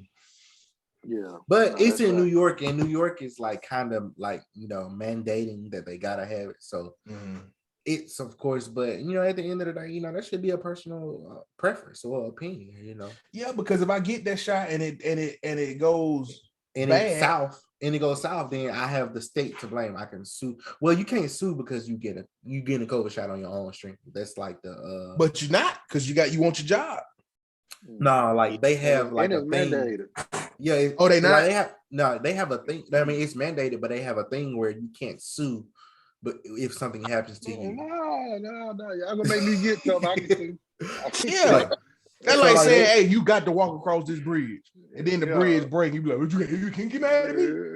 So I got a question for all y'all. Are y'all vaccinated? No. Look, I was this close because I thought I'm going to a Lakers game in December, so I was like, all right, if I gotta get mandated, niggas split. So I was like, if I gotta get mandated, then I'm gonna go and get it. Yeah, I'm gonna go and get it in case I got to. But it doesn't, like the arena said, it doesn't matter. Your status, you still gotta wear a mask. So like, I'm not gonna get mandated if I don't got to. Like, I'm not. I know people who have been vaccinated. I know people who are not vaccinated. I ain't gonna lie, man. I try to be balanced. I really do. But I stumbled upon the Protect Your Family hashtag on Facebook, and it was just horror stories from the vaccine. I'm sure it was only. Oh, you said horror story? Yeah, horror stories, like people who got it and died, got it and got real sick, got it, and and obviously that's not every case, but I'm looking at it like this. I'm gonna look at the worst case scenario, because I don't want, I'm not gonna look at, it was fine. He lived happily. Okay, what you said about his foot falling off? I don't want that to happen to me, so I'm not. Adam Sandler for good deeds, ain't it? Hey, I just imagine it 900 niggas, but if one nigga foot fell off already trying to fight. What that nigga you said? Yes, that's me. That's me. Because I'm like, I ain't trying to be number two. I ain't trying to be. I don't want nobody to be like, that other dude foot fell off too. I ain't trying to be that dude. Yeah, you gotta be the other dude. Yeah, and I know to a lot of people they're like, that's stupid. The odds are good, but I'm looking at it like, if your odds of dying from something is 1 in 100, would you do it? Even those good odds, right? But look at the worst case. I'm that one. I just seen too much unlikely stuff happen to me in my life. I just got shot out of car too many times on Call of Duty to be the one. Yeah, you might be a little unlucky. I'm that nigga, man. I ain't gonna lie to you. I'm telling you. Just going back to the second part of that question, too. What are you not willing to give up for success? I ain't say what I was willing to give up. Coochie? Oh, I thought you did. You did. What is it? That's crazy. I ain't really care. I ain't really care. Coochie? No, I can't get it. Hey man, wow. Oh man, that's so. Now I know I'm willing to give up sleep. Like I've given up sleep many a night. Sleep kind of easy to give up. Yeah, it just sneak up on you. It just depends on what you're determined to do. I should give up sleep. No, you shouldn't. I don't know where people got that little stay up 24 hours mindset, but I ain't about that life. I don't know. Steve Harvey. I gave up right now. I gave up sleep to beat 20 levels of zombies. I ain't gonna lie to you. I was up to 4. I popped the caffeine pill. Y'all let Steve Harvey keep y'all up all night if y'all want to. Steve Harvey, that man had a G outfit on. I ain't letting him keep me up. Steve Harvey is very successful. He give people bad advice, bro. Over time, bro. But if I'm gonna give up sleep, and if you telling me to give up sleep and I'm gonna give up sleep, you need to be the richest person on earth telling me this. He ain't the richest person on earth. Because all you telling me is you gave up sleep to be. He ain't even top 5 richest people on earth. He ain't. Let me see what Steve Harvey net worth is. Think about it. Look at it like this. If you gave up sleep to just get where you at, and Bill Gates didn't give up sleep and he passed you, Yeah, Oh. you messed up. You stumbled Right. upon what they say the stop Made the clock is call. right twice a day. That's all that is. Like you Exactly. got lucky then, because And most you ain't got successful men, most of the most successful men on earth will tell you sleep is one of the most necessary things in order to be successful. On God. because you know what 'Cause they you always can't say. make- You supposed to have your money, make money while you sleep. Hey, I Yeah. looked But this up. thing I looked about up. Oh my bad. No, go ahead. Well, I was about to say that real quick. So, but this is the thing about it, and I saw this interview of this millionaire talking about it. He was like, "How are you going to make financially literate and successful decisions if you haven't rested? You can't make successful decisions if your mind ain't focused on making the right decision. It ain't about." He was like, "When you get to a certain level, it's not about the work that you're putting in; it's about Exactly. the decisions that you're making. Exactly. And if you can't make the right decision, then you're gonna lose all type of money because Exactly. you operate off of just whatever. You ain't really operating. You don't see ain't nobody consciously get rich thinking. from like just being the hardest working. Never. Nah. At all. Like Never it seen get it. you in never the gonna door. see that. It get you in the door. That's like if you can be the best. That's why you think about people who I use athletes. You get athletes like, man, he be balling harder than anybody. And then they You get that retire. recognition. If they retire, then what they do? They get a analyst job. They get another. I That don't right want there no telling analyst me job. that telling me you ain't really as rich as I'm thinking you is, because you got to still work another job. Right. You know what I'm saying? You can't just retire off your endorsements and off the money you've made over. And you got it. Most of them get into tech. They open up car dealerships. Hey, Chameleon trying was to make smart to get into tech. That's genius, yeah. But see, That boy ain't got to rap no Chameleon more. out money he making money while he sleep. That boy ain't got to rap no more. Meanwhile, you got Steve Harvey up here at 4 a.m. Hey, I gotta think of a joke. You like, hey man. Hey, Steve Harvey only make 40 million a year. Dang. Like his net worth is 40 we in million. here too much. Yeah, I say we in here saying only 40 million. I don't even like- make 40,000. But now you gotta think about it, bro. Like 40 million a year. Like that ain't like not sleeping. like that nigga. 40 million a year, not sleeping. Hey, So I tell me not to sleep right now for 40. I ain't sleeping. He said you gonna stay up. I'm in this bitch woke. Could you stay up no sleep for a week for a meal? I can't do it. For a week, for 7 days, you can't stay up 7 days. I'm not straight. saying I don't want to do it. I'm saying I can't. Like it's a point, bro. I gotta go to sleep. Bro. I gotta close my eyes for 5 my seconds. head when I get too tired. Reggie, I was watching a movie with Porch one time, and before she said, "Look," and before she turned her head, I was sleeping. Hey, So I know I can't stay up for no week. Why? No, I can't Hey. stay up for no week, man. Hey, it's funny. I thought I made Whitney mad one night. She was cool about it, but we were watching a movie, and I'm out. I'm telling you, boy. Then you don't never want them to know you sleep. I said that. What I do. I caught myself doing it. I was asleep, and then when I woke up, I repeated the last thing they said, so it was like I watched. Hey, you just told on yourself. Yeah, and then I said, I was asleep. I was sleeping. He said something about the damn police. I said, the damn police. That way you know I'm woke, because I heard that when I was asleep. You heard that part. Bruh, listen, Whitney said, go in there and play the game. I went in here, played the game, stayed until 11 o'clock. Terrible. Terrible. Because you doing something, but she was cool about it, but I felt so bad, man. I thank God Amber don't watch movies. The Amber don't watch movies. you Hell You don't at all? I mean, if I be like, hey, I'm finna put this on, let's watch this. Other than that, she got a favorite movie? Maybe she ain't found the right genre of movie she like. Bro, I show her everything. Like I go from like romance, sci-fi, because I watch everything, bro. I probably watch like Twilight, then I watch The Notebook, then Twilight I watch actually Blade. get a bad rap, but I mean they not horrible. Hey, Twilight had me lit. You don't like Twilight? Nah. Hey, Twilight had me in the movies like you gotta watch Twilight with somebody. You gotta watch Twilight like with a one. Twilight fan. You can't just sit down and watch Twilight as somebody who ain't never. But I watched it with Whitney, so like she like something happened, I'll be like okay, and then she'll explain what happened in the book, and I'm like okay, that's dope. So like I watched it with somebody who read the book. It's So like different than, yeah. So they was telling me like, oh my god, this is gonna happen. Oh wow, like I'm like, yeah. what's gonna happen? Oh, It'd be like on VH1 when they had a little bubbles. She actually filmed the scene during the summer. Right. Like all the little information. Yeah. So, but she don't watch movies, so I'm kind of thankful because I can watch anything and then she not be mad that I'm watching it. So I gotta watch with me. I was watching Squid Game, and Whitney came in there and she started watching it, and she was like, "Okay, this is good." So now I can't watch it without her. So bruh, I can watch. Like I watch everything on my own time. Like you know how good it feels to watch the Wu-Tang Saga and like she like you watch it without me. I'm like, that's trail right there. I'm watching this at work like this. What is that, Christian?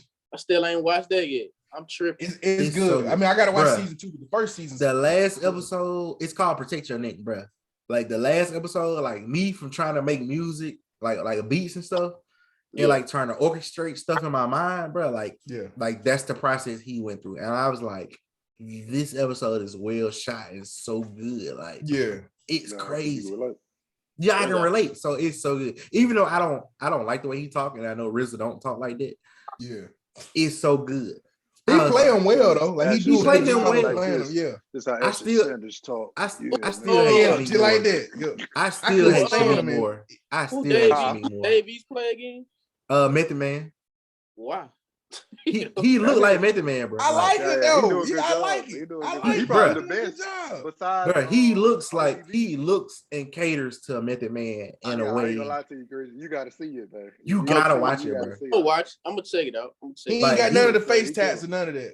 Like he ain't got no face tats. He got you like, looking at how like you see him, he really like he knows Method in this one. He got the white eye like Method Man. He got the half braids, afro, like everything. Even before he started doing the stuff that everybody associate with Method Man, just when he was working at that, was it Statue of Liberty? Yeah, Statue of Liberty. I was like, bro, that's meth. Like it was. He's the best fit. He's the best fit. You God is the best. He's the best casted person on that show. No, bro. Like no, it's ODB. That's the ODB is good too. Yeah, ODB is good. Yeah. Method Man is good. You God is good. Y'all ain't seen You God because You God don't come into second season. Yeah. But You God, I like Jizza. They did Jizza good. Jizza is perfect, bro. Like spot on. Yeah. So like I was like, damn. Like last episode from Wednesday, I was like, damn. Like I gotta go listen to the music. Like every time I watch it, I was doing it the first season. I was going back and yeah. I was like, all right, I gotta go listen to the music because it just sounds so good. But like, bro, it's written. They do good. a real good job. Yeah, they do a real good job, bro. Like it ain't gotta follow the exact story because it has to fit for TV. Like I've grown to understand. It's what is it? What do they call it? A dramatization. That's what it is. Yeah. So they take like the actual events and then like commercialize it for TV. Right. Yeah. So it's good. Like season two is good from beginning to like current episode. Episodes. Huh? What'd you say? It kind of froze up on him. That boy froze. That boy doesn't freeze. Hey, what Arnold Schwarzenegger said? Everybody chill.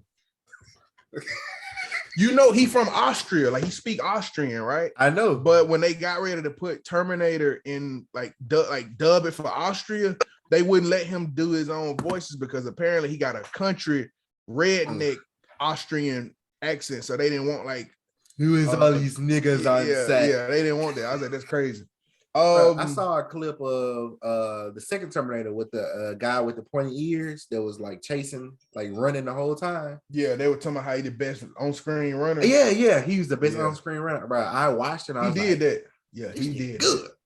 Good. So I got 2 questions. We ain't gonna be able to get through all these questions that I got. So I'm gonna run through the questions that I got for you. These are the questions we're gonna ask every guest. Okay, you answer them as simple or as complex as you like, okay? Yeah. Who are you?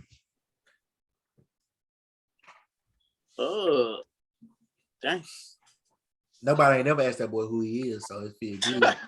I am a king. Hey Kenny, what food you ordering over there? Oh, none. I'm over here trying to use a little update I just put on my phone. Yeah, can y'all hear me now? Yeah, I get you. I'm a complex individual that overthinks situations that don't need to be overthought. I'm a person that bring dang, that's a good ass question, bro. The next one is, what are you? No, I can't really answer that question, bro. I think you answered it well enough. That's why I wanted to go ahead and ask the second one, because I feel like you were going to kind of bleed into that. So what are you? You say you overcomplex, you overthink. You just did. Yeah. You said, what am I? What are you? A comedian. He said, nigga, I'm a nigga. It go back to what I was just saying. I'm just I overcomplicate, I'm an overthinker, overcomplicate stuff that don't even need to be overthought or overcomplicated. You know why simple you know stuff why right you in think my face, and I'll make a situation. You know why you think over situations? Why? No, it ain't funny. It's like you trying to appease the other person. So like you trying to like please the other person more so than please how you actually feel. So you overthink the situation of whatever you're going into. So you should always speak like how you feel and what you expect. Basically, make it plain. Basically, insert yourself instead of thinking about it. Like insert yourself in that position instead of thinking about it. Because if you think about it, then you're gonna overthink. That's solid advice. It makes sense. I learned that from therapy. Hey, I need therapy. Man, I went to one. I'm gonna see you here info, bro. I went to one therapy session, then go back. Why not? But like that's how I be, bro. I be every week. I be like, I don't want to go to this shit, and then I be like, I'm gonna go. And you go there, you feel better about yourself. I go. Why and not, I feel Chris? 10 Why you times gonna go better, back? Did you have a bad experience? Yeah, You feel like you were fully therapized? It's kind of like it felt like I was in an interrogation room, bro. That what it felt. Who you had? You had a white man? No, it was a black woman, a black lady. See, you should have went to a lady. You should have went to a man, bro. I ain't gonna lie to you. Yeah, because you need somebody that can. I'm gonna say, and then you gonna be scared to tell her everything because you don't want her to. You don't want her to feel like man, Shawty thinking I'm crazy. You don't want to have to think about that. You don't want to feel like you don't want her to judge you for real. Even if she gonna judge you. But she is. She is. Yeah. She gonna judge you. So you need to go to you need to go to a man, bro. Like go to a man, like not necessarily saying to where he can understand you, but like he's gonna be honest with you. You just want somebody to be honest with you. Like at the end of the day, you don't care what another man thinks. So right. If he judging you, you ain't too much worried about it. And I ain't gonna say a woman judging you or you shouldn't go to a woman, but like a man can understand where you're coming from different aspects, whether you right or you wrong. He can understand where you're coming from. I know for a fact, I care more what a woman think than a man think. That's why I did it. Yeah. So, well, no, I'm saying that's why I wouldn't want to go to it because she gonna think I'm crazy. But if a man think I'm crazy, that just means you know not to put your hands on me. Like, I don't care if a man judging me. Bro, so my therapist show up in a dashiki and some sneakers.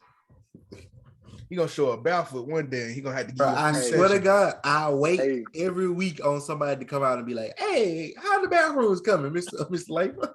Yeah, hey, I told John last week, I said that man ain't no real therapy. Bro, it had me so weak, bro. I'll be like, man, ain't no way. It's just like on Grown Ups when that dude came in there and had them women stretching, and then he left his mop bucket at the door. He the janitor. He got them women stretching all over. But my next question for you, Christian, is what are you working on? Answer it as simple or as complex as you like. You could be like, I'm working on me, or I'm working on these projects, however you want to answer. How do I want to answer that question? No wrong answer. I'm working on more than wrong answer. Working on more than what I should be working on. Okay. Why do you say that? That's a good answer. These are good questions. Appreciate it. I feel like when I have it go back to when I was talking about what would you be willing to give up for free time. I'd be feeling like sometimes I shouldn't have as much free time as I should. and I have a lot of stuff that I do, and I procrastinate some of the stuff I do for the free time, and for the place of the times when I do have free times, I overwork and do stuff trying to balance it out. Yeah, and it be stuff that I done worked on for like years, and I don't think it's gonna ever come out. I just work on it just to feel like I'm doing something. Yeah. No, I dropped an album called Procrastination Kills, man. This it was a therapist, and it wasn't my therapist, but they were sharing something that says, they were like, raise your hand if you ever were sick and your parent told you that since you're sick, you can't go to school, you can't watch TV, you can't read, you can't play that game. Like if you that sick, you too sick to do this other stuff. Can anybody here relate? Because I know for a fact that's been my. Say that again. And it's like basically like when you sick, like, oh, I'm sick, I can't go to school. They're like, all right, you too sick to watch TV, you too sick to play the game. Like you can't do anything enjoyable because you were sick. That was like a lot of people can relate to that. And they said that a lot of times that that makes an adult associate rest with I can't enjoy myself. You know what I'm saying? So it does. So like you should be, when you resting or when you got free time, that's okay. You don't need to punish yourself for having free time by overloading yourself. You know what I'm saying? So that's, I get your thought process, but I'm just here to tell you, like, it's okay to have some free time. Like I'll be sure to when I'm bullshitting, I make sure I think on top of me bullshitting, because like I can get something out of thinking, and then I can hold those ideas onto thinking. I mean, what bullshit? Like, so if I'm bullshitting, then I can always come back like, hey, you got this? I'm like, yeah, I got this. I was thinking about this, and this is supposed to look like this, and then this is gonna go into this. Like, I'm always thinking. I ain't like I'm bullshitting, but I'm multitasking. I'm real good at multitasking. So that's a gift. But what? Because you got some people who multitask and don't nail one of the things get did right. Like, man, you should have just one task out. So like you should have one time. Like I don't know if it was Wednesday or Thursday when Ken was like, "Hey, you got something to promote, for the page?" And I was like, "Yeah, I got it," but like it was in the back of my mind. Like I was like, "Yeah, I got it, but it ain't ready." So that's the hardest place to get stuff, because you know how to do it. You know what you want to do, but executing it be so hard. Right. So I had clipped the video when he asked already. I had clipped the video from the week before of Marlon, and then like for Wardlow coming on, I was like, all right, like this is what I need to do. This is what I need to do. Let me do this. So like it worked out in a sense. Okay. So Christian, what's your end game? What's your main goal? What is your finish line? And why that's all the same question? Just rephrase. Why do you have unlike Christian conduct? You said what happened? Go ahead, Rich. What's your end game? Your main goal? Your finish line? What is your? This is. I did it. What is that for you? And I asked you my question after you answered it. To be in a situation, is to be in a position to bring some people up that's not gonna work for the position that I bring them up to. Just be in a position to put other people in a situation to make to help their families succeed, and basically like a fall down effect. Put people on to help them put people on. If that makes sense, just like I don't want to say generational wealth, because that phrase get used a lot, but yeah. You want to be in a position where you can help other people put other people in positions and so on and so forth, right? Yeah, but I don't want to just give you money just to give you money just because I'm cool with you. I want you to do something with the money. I don't want you to. Yeah. Okay. No, I feel you on that 100%. What was your question, Jarvis? Why are you? What do you mean by unlike Christian conduct?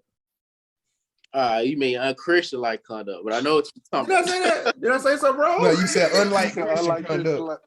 Hey, look, I'm like 8 shots in. I ain't gonna lie. But I mean, I'm glad you asked me that question, because it's just like a little brief backup story behind it. I was trying to network with this person she used to talk to somebody in the industry. She was the wife of somebody that's in the entertainment industry, but they And so I was trying to network with her, and she was like, I like everything you doing, but your name is kind of gonna like stir people away. It's gonna mess up my brand. If you change the name of your show, then we can work.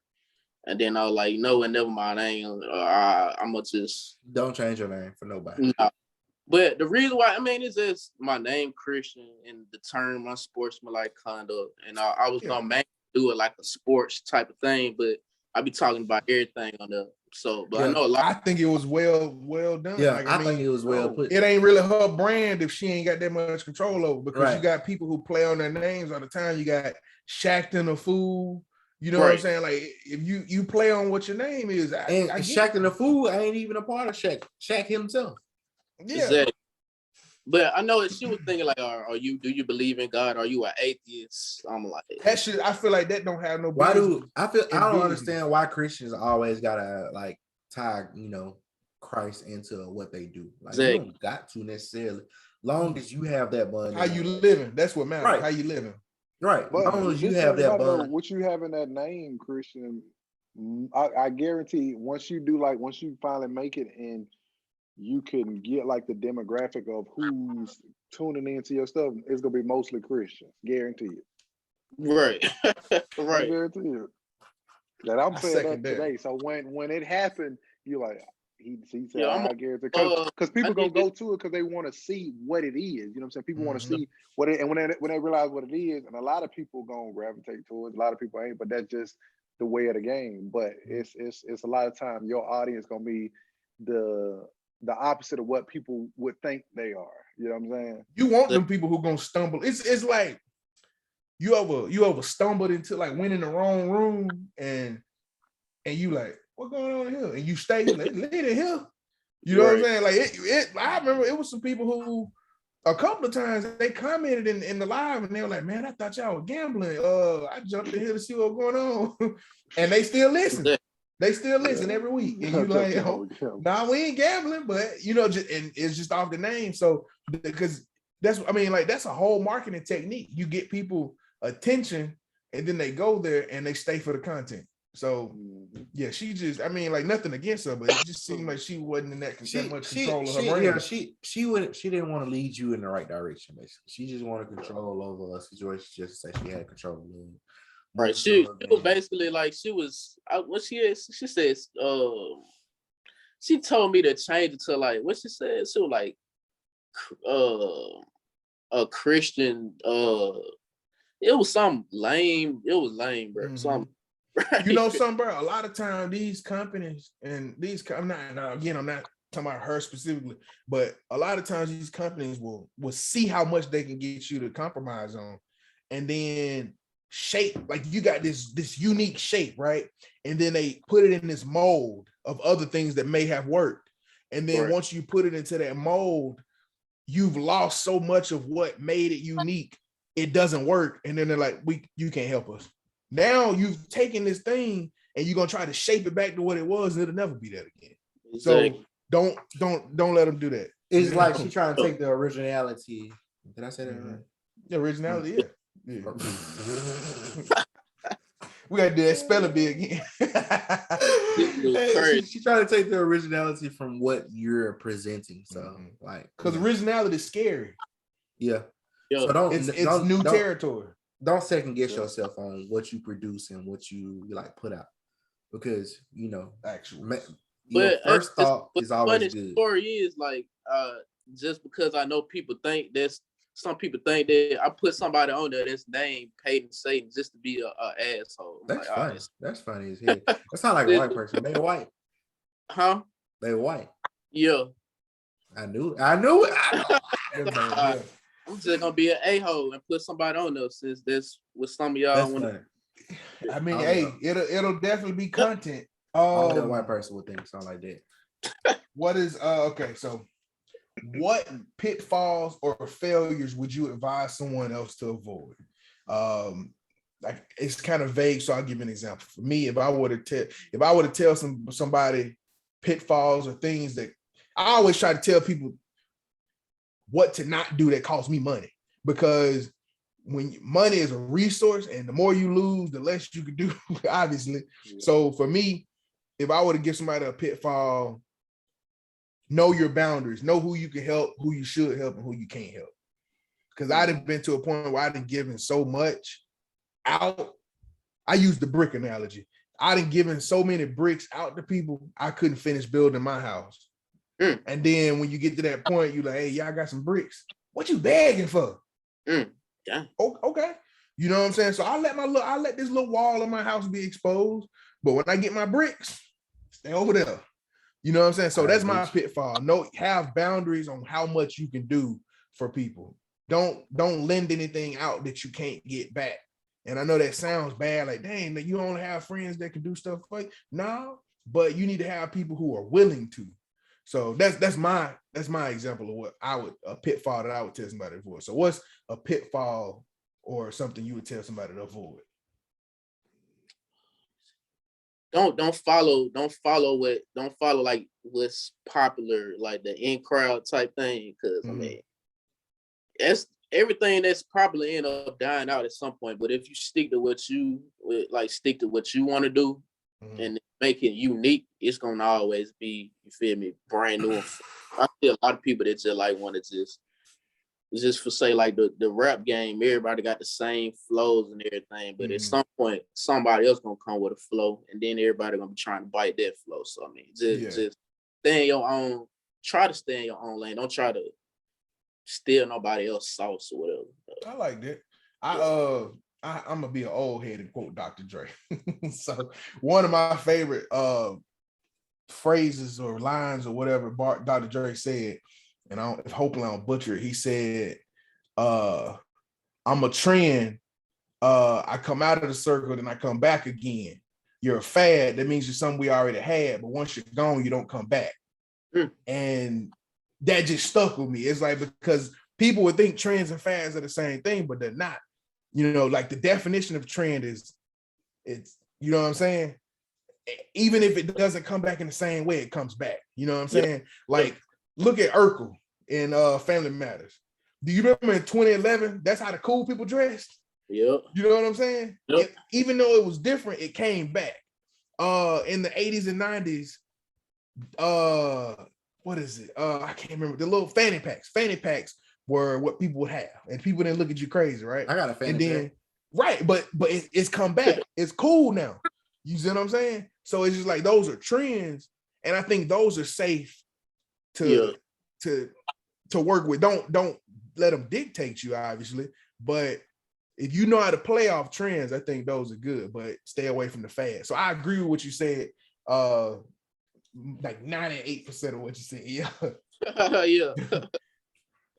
Like that. Like, what y'all got anything? Yeah, what y'all think about that? Or what pitfalls or things would y'all tell people to avoid? That's a good question.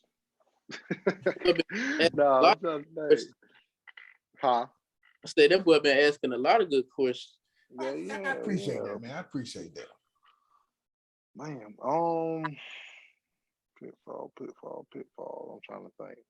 They kind of hard to think of, like, because it's so many of them, or it's so little of them. Yeah, but I think it makes it harder, because it's like, it's hard to pinpoint pitfalls from lessons. True. You know what I'm saying? True. So it's like, okay, I can tell you not to do this, but then you ain't gonna learn. But if I don't tell you not to do that, then you're not gonna really know. I look at it like this. A lot of times, the best reason why, when you have situations to where it's the less than situations, is best because it's like, now I know how to prevent this. But if I just tell you not to do this, you don't know how to prevent it, though. You know what I'm saying? You just know not to do that. You know what I'm saying? Yeah, so, you kind of a little bit, you might be handicapping somebody, because it's kind of like it with sports. You got playoffs. If you lose early in the season, that's much better than losing late in the season. So yeah, go ahead and lose early. You might lose $200, but if you learn that lesson late, you might be losing $200,000. So I mean, honestly, that's good advice right now. Like, don't allow your pitfalls to be lessons. Don't just be like, this is unfortunate. Learn from it. I like that. I say something to get over is never get too down about your losing. Never get too down about losing when you're investing in yourself. Even if it's something that don't even work, if it don't take off, like don't feel no type of way. You buy experience. I'm a firm believer in that. If you that's just like if you buy some, like for me, you buy an inventory. That's investing in yourself. And if it don't sell, you can't. Oh man, I wasted money. You bought that experience. You know that's not selling. Yeah. You know what I'm saying? You know that you might have bought too much inventory. So you buy your lessons. Even if you take a L money wise, you bought a lesson. Hey, y'all know what'd be good right now? What that? Some hash browns from Waffle House. Man, I want a blueberry waffle. You want a what? A blueberry waffle. Yeah, wow, bro. Waffle need to be plain, man. Plain. Yeah, plain waffle with syrup. That's boy, it. Ain't no way, be boy. Putting Blueberries and peaches and ice cream on the waffle. Hey, man, so I'm gonna make some. He said you're gonna buy a cake. I'm thinking about IHOP. You're right. I'm thinking about IHOP. Hey, so I'm gonna make some lemonade this week and I'm gonna bring it to y'all. With that stuff you talking about? Yeah, with the strawberry. I got the best strawberry lemonade. It ain't alcoholic, I promise. It ain't. I was about to say that man made them Hennessy Bebop. I'm thinking about that day apple juice he gave me. I'm like, oh yeah, man, it's some apple juice. You can drink it. It's good. Imagine if he had to smell it. I said, my dog right here, bro. Then it was my favorite apple juice too. I said, man. It was your favorite, all right. Yeah. But it was to your worst. Nah, it was just tequila. Tequila Mockingbird. Nah, I'm gonna make it. I'm gonna make it in front of y'all. So y'all. I gotta drink that stuff again. I'm gonna make it in front of y'all so y'all can see. Like, it's better than Wendy's Dave's Craft Lemonade. That's a big step. That's a big step. Yeah, that's a good lemonade. But I'm telling you, man. Tell me, did y'all have anything else before I go to like our quote?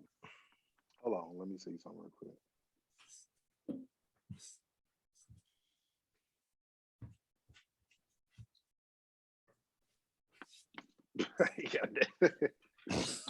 What about you, John?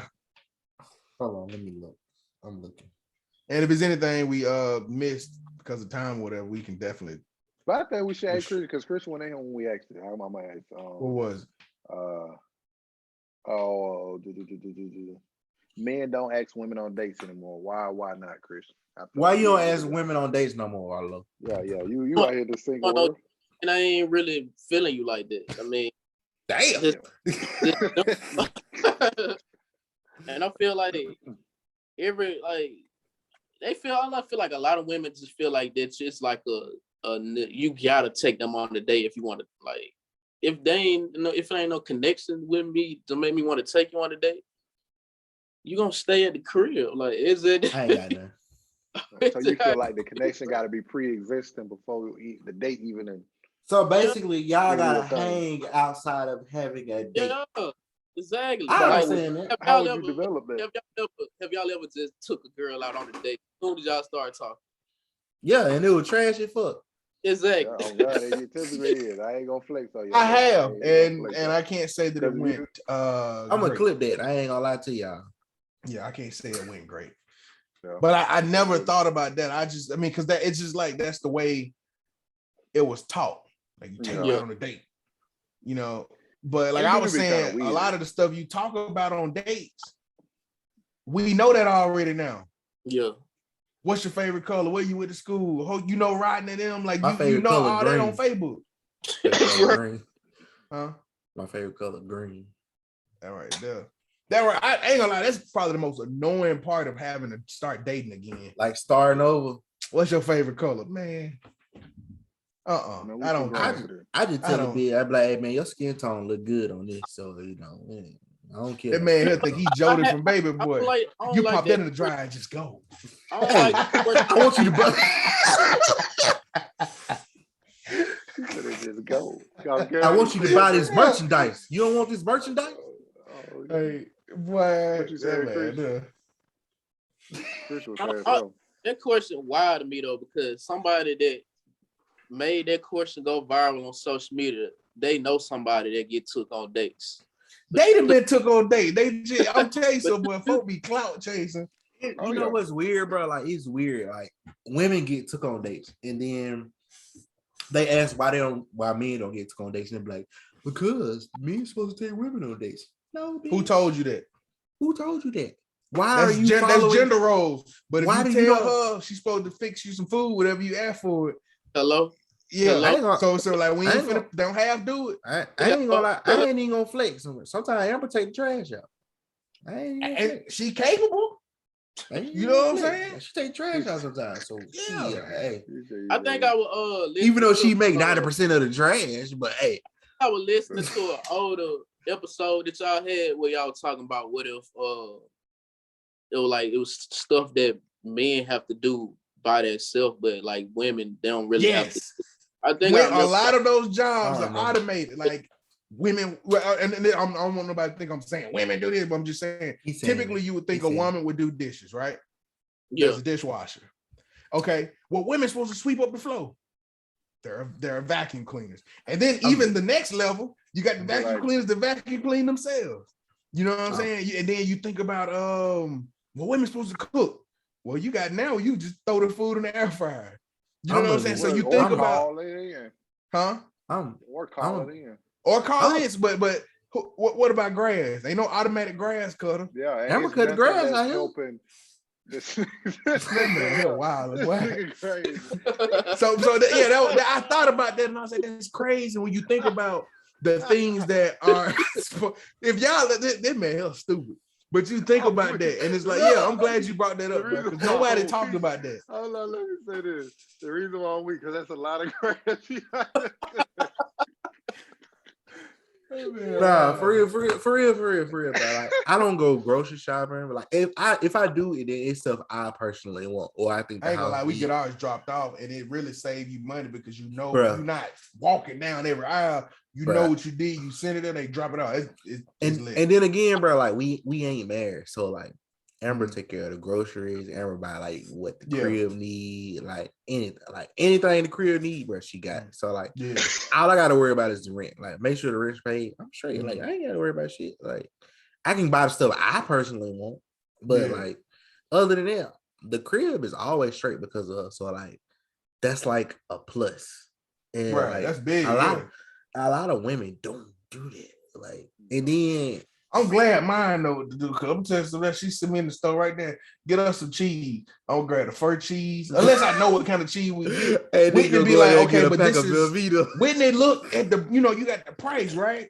Whitney, look the little small numbers below it. It say how much you're getting per ounce. Mm-hmm. I'm like, man, this bag of cheese $5. I got $5, then I get this cheese.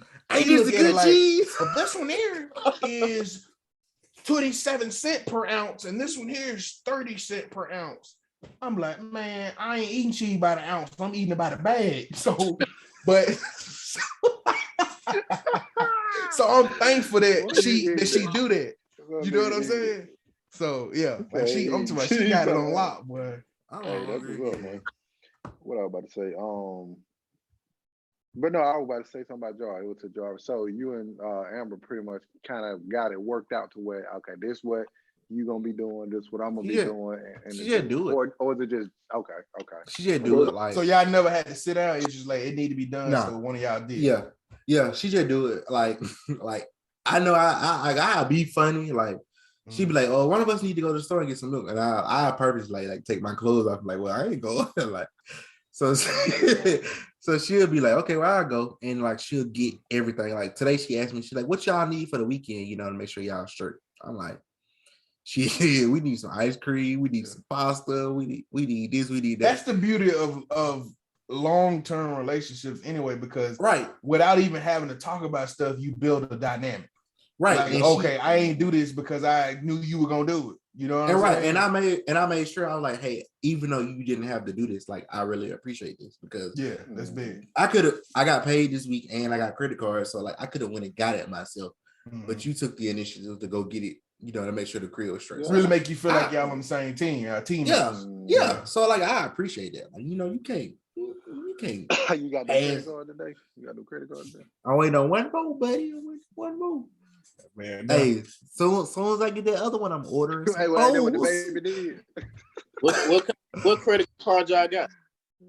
I got the same like credit I about to say I paid all mine off, and I don't plan on using it no more. Bro, I got Credit Karma, so I just got what Credit Karma recommended. Credit Karma do got it. Yeah, that I recommend that. Yeah, they. And like I didn't have to put no money. Only one I had to put like $95 down on one, but other than that, like the other two, like let me put y'all on game too. Credit Karma has a bank account too, right? It's trustworthy.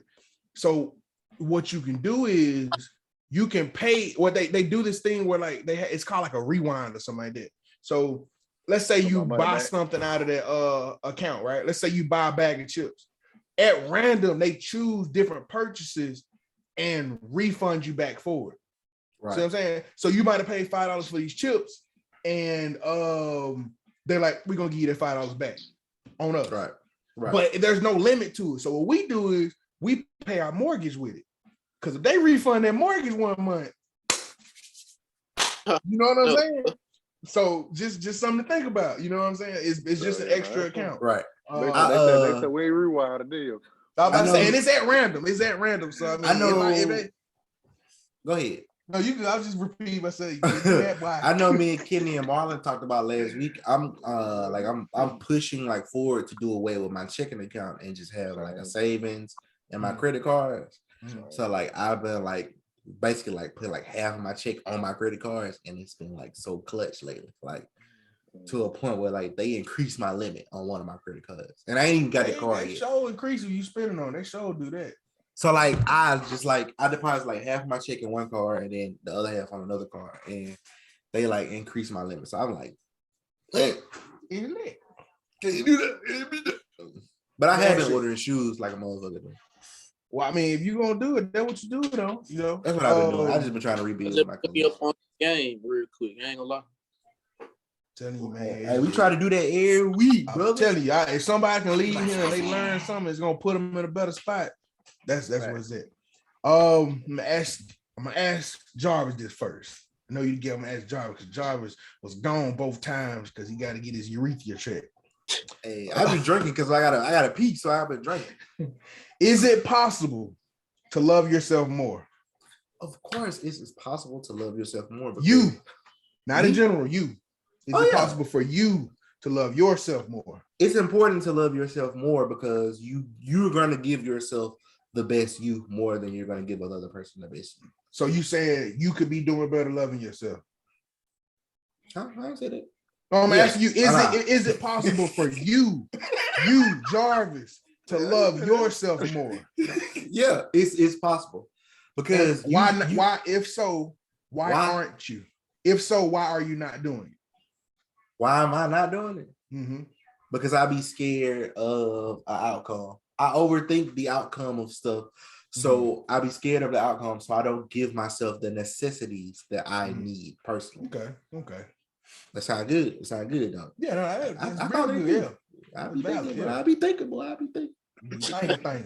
Kenny, is it possible He finna lie. to love yourself more? And if so, why aren't you? Love myself more. Yeah, man. If you love yourself more, you would have got that vasectomy you always want. Dang. Sounds just like got all these kids out here. No, brother, I ain't had them yet. But no, I think it is. I think it's definitely possible for me to love myself more. I don't feel like nothing's stopping me from loving myself more. I just feel like it's just a growing thing. I just think it's a growing thing. Like an overtime thing? Yeah, it's an overtime thing. You got to learn how. I don't feel like I ever love myself to the point, where it's like, oh, this is the perfect amount of love of myself. You know what I'm saying? That's fair. Yeah. That'd be a weird place to be like, man, this is it. This is it. Like, I just made it, and I don't want to go no further than this. That's fair. That's very fair. But yeah, like I said, I feel like it's just a growing thing, man. I feel like every day, I will say this about myself. Every day, I feel like I'm the most comfortable and the most in love with myself than I've been in my life. And I feel like Facts. that's not I feel that, because yeah. of it's not because of where I am in life or anything like that. It's just more so of my understanding of life now. You know what I'm saying? It's like it ain't got nothing to do with the physical aspect of anything. Cause I ain't gonna lie, I feel like I'm in the most out of shape I've been in a long time. On life, boy, because I ran but up you the love stairs yourself the other more day, than you boy. ever. Yeah, no, but I'm like, with you on I that. tripping, you know, so I feel like I get there. You know, when I feel like getting there, I get there again. Because I mean, it's a mindset thing. hey, walking to Family Dollar from your crib is like 1.5 miles and back. So that's 2 miles if you ever want to do that. I'm gonna tell you something now. I got that little listen, that little game on the Switch where you play you exercise to beat the levels. Yeah. I think I did 1.5 miles one day. Yeah. And ruined the rest of my day. I just wasn't in a good mood. Hey, I bet you I ain't gonna lie to you. I bet you ended your day with fast food then. I didn't blow it. I did not blow it. But I was like, man, what you do that for, man? And what the thing about I rushed it too because I did it on my lunch. I had a 30-minute lunch. And you running 1 mile on my lunch for? You overthought that process. You like this. Man, listen. That nigga said he did it. You worked out on your lunch. It looked like somebody hit me on my hit me with what when the folk turning that little fire hydrant on and I throw you across the road. It's like somebody hit me one of them. Wow, dripping. I ain't did it since then. I still, I bought me some jump ropes. I said I ain't finna run no mile no more. Nah, no, this ain't Westland. I'm not running mile. Nope. Give me an exercise bike or something good on these knees. Hey, that's the only reason I go to the gym, bro, for exercise bike. Like, it's better on your knees, man. Get that cardio safe. These knees ain't gonna lie no more. Like we turn the AC down at work, me and Pat, we turn the AC down to like 55 so we won't sit in the office so we can walk around purposely. Hey, because we whatever you need to do to make it work. Today I went having that shit. I put on the hoodie and just sit in there. Christian, is it possible to love yourself more? And if so, why aren't you? Yeah, it's definitely possible, but I know me in general, like I'm just naturally I show love to others more just naturally without even trying. Yeah, I think that comes to with as a blessing and as a curse, because that's just naturally how I am. Be giving all that love to others that it's gonna subtract. You gotta say something for yourself, right? Yeah. That's fact. That's fact. To answer my own question, it's definitely more possible, and the reason I'm not is I know I tie a lot of my love into my achievements. So if I'm not, everything ain't overnight. So even though I'm working on something, it ain't happened yet. Like I'm not done with it. So it's like I see how I love myself when I get something done, and I can compare it. This man here, I can compare it to when I haven't achieved anything, and I can see that difference. So yeah, I could do it more. So, and this goes to the viewers as well. Is it possible for you to love yourself more? And if so, why aren't you? You can write in the comments if you want, but self-love is very important. And we've been getting hella love from the viewers today. I think I might take 3 shots every episode. Okay, so basically y'all gonna turn Jarvis to an alcoholic. so because like we got 50 comments. Like that's probably plus. That's crazy. Like, thank you guys, and thank you, Christopher, for joining on here, man. I've been taking water. Appreciate y'all for having me on, man. I've been keeping up with y'all, man. Y'all been doing y'all thing. Hey, man, we appreciate that, man. It's been fun, bro. I ain't gonna lie. It ain't been easy, but it's been fun. Who be doing y'all? Jarvis, you do all the edits and photos. That'd be my point. I ain't gonna lie to you. I stared at you for like 2 hours today. I was like, man, this man don't take good pictures.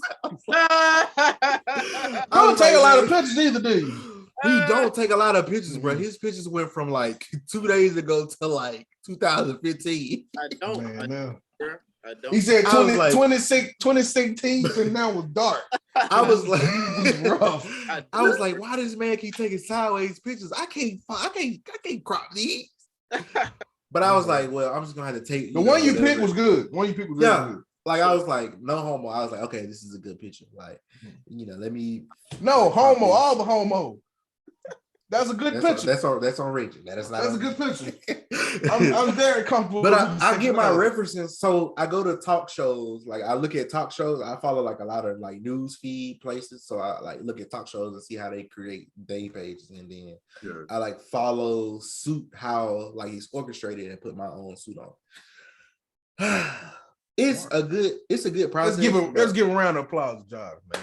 Cause like when I'm cold, like I told Kenny last week, I was like, bro, when I'm freezing cold, that's when I work best. Cause like I'm uncomfortable as hell, and I want to wake up, man. Wake up, like, get it.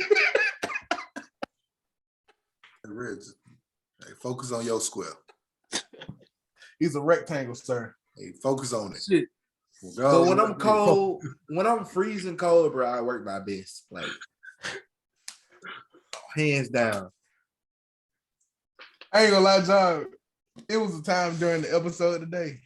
I thought that monkey move, it scared me. Me too, bro. It scared. Okay, I ain't tripping in. Bro, I think you might have bumped the couch or something, bro. I was like, bro. I'm nowhere near that couch. I'm not gonna lie. I'm nowhere near that couch. I literally have to like, this how far this is. Like, oh, dang, yeah. It did move. He said it did. That's that monkey look so much darker back there. Cause it's dark back there. Yeah, he said he in a dark place. This man, wild. Bro, this is my third bottle of water. I'm not gonna lie to y'all.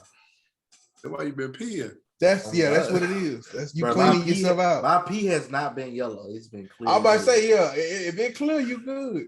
Boy, hey, man, listen. It did tequila. I man. went to the gas station one time, and I know the dude in front of me. It had to be him, cause he ain't flood. Man, when I tell you that man, this probably been 2 weeks now. That man dead. You can't tell me he ain't dead. Man, that man pee look like Dr. Pepper. And I heard him peeing. You can hear it. You ain't put no Dr. Pepper now, man. You peed. Your pee look like you got to have a kidney disease or something. He ain't around here no more. Kidney disease? Yeah, that What you think? What you think kidney disease feel like? At home, bro. What you think kidney disease feel like? It probably hurt, bro. It probably feel like you got to pee real bad. You know how that hurt when you got to pee real bad? I feel like it feel like that. Hey. Tell you what. Man, hey, dude, see my glasses? yeah. You see how it's like a little You gonna bit go get some yellow? real glasses? Are you gonna get some real glasses? If I need them, but you see how it's a yellow tint? That nigga said if I need them, nigga, you know you need them. You see the little yellow tint though? Yeah. I did a TikTok and this guy responded. He said, hey man, hope I don't offend you, but do you have kidney failure? What are you talking about? I was like, no. Oh God, because when your eyes yellow, he thought my eyes. He said your eyes are yellow. And I mean, I guess I didn't get offended or nothing like that because honestly, if I had kidney failure and didn't know it, him telling me that probably could have made me go seek medical help. But you should go get some real glasses though. You should go get some real glasses. I ain't my eyes good though. Only thing he said. Look at my eyes. I was like, no, it's just these glasses though. Yeah. I had to go back and check. But I was like, man, make sure my eyes ain't yellow for real though. I know somebody. I look deeply in their eyes and and the only thing I can think about was little Boosie when he's like, and them yellow eyes like my dad. My dad, yeah. Hey. And I said, boy, y'all got kidney failure. Hey, boy, you wild, boy. It's crazy how your body your body be like trying to tell you something. You wake up in the morning and you like, why my eyes yellow? And it's like, you think that person was Michael Jackson on Thriller with them yellow eyes? Hey, bro, you wild. You wild, boy. I'm gonna tell you something now though. That scene scared me, bro. So that meme, I said, all right, I'm gonna head out. Like he turned around. Whoa. Yeah, Thriller was a trip. Hey, Thriller. Why I hit that light? It scared me too, boy. That man weak. Oh man, I'm weak as hell. Hey, so how you feel about a live action Cowboy Bebop coming out? I'm excited about it. I'm excited for the person that's playing Cowboy Bebop. I'm nervous about it because people usually mess up live actions, but Cowboy Bebop is probably the most unanime anime. It ain't no superpowers. It's just a nigga with a gun. How you mess that up? So I think they're gonna do it right. What else am I saying? Shit. I'm excited for the person that's playing Cowboy Bebop because he don't get a lot of popular roles. Not since Harold and Kumar. Yeah, his only popular roles is Harold and Kumar. So I'm excited for him. Yeah. And transition to another anime for Akira, I'm gonna get some sweatshirts. That'll be a dope live action, Akira. Yeah, I'm gonna get some pullovers made with the peel on the front. Yeah. And I forgot what it said. Caleb ended up commissioning me to do a shirt. It says bad for education. Right. So I'm gonna I thought about that and I'm gonna get it on the pullover. Yeah. Hey, if you get one made, let me know how you make that happen. I want a red one to do it though. All of them gonna be red. Okay. Maybe red and blue, but all of them gonna be red. I thought about tie-dye, but tie-dye takes away from the actual design. Mm-hmm. So I'm gonna do all of them red or all of them solid blue. So it's gonna look good because the peel is blue and red. Okay. I like it. Yeah, just let me know. I think my last question for you, Christian, and this is specific to you. All right. Do you know any future millionaires? Yeah. You do? Yeah. What was the second part of that question? You answered really quick. That's good. Do you know any future millionaires? Call them out. Place a bet today. So if you know, basically plug your friend. Who do you know who you think they got it? So, I mean, the three y'all future, what y'all talking about? Man. Hey, you know how long? Because I need that pontificus. I need that by 2 weeks from now. I'm gonna need that. For real though, y'all. Shoot, it's some who else? It's some people that I know that it's some people that I know that are, and they don't even know they future millions. They don't really said some men. Yeah. They don't even get themselves the credit for some of the stuff that they do. They shortchange themselves. It's just gonna take somebody that's like a motivating factor that to be on their team or that's close with them to help them reach their potential. It's gonna take that, or it's gonna take them being taken advantage of. Because if you walking around here and you like, let me see, I'm trying to use this example. Tony Robbins, he do motivational speaking. And then he said this dude walked up to him and said, let me get $25. Let me get $25. Not $25, 25 cents. Let me get 25 cents. Let me get 25 cents. You're like, that's all? That's all you wanted? 25 cents? Say 25 cents, 25 cents. Yeah. And when he pulled out, what he did was he pulled out his billfold, like his not billfold, like how people put the money clip. And he went through all the 50s and 20s and ones, and he found the change in the middle and gave him 25 cents. And he was like, that's all you asked for. Yeah. He was like, a lot of people, they don't think to ask for more out of life or in these situations. So if they short.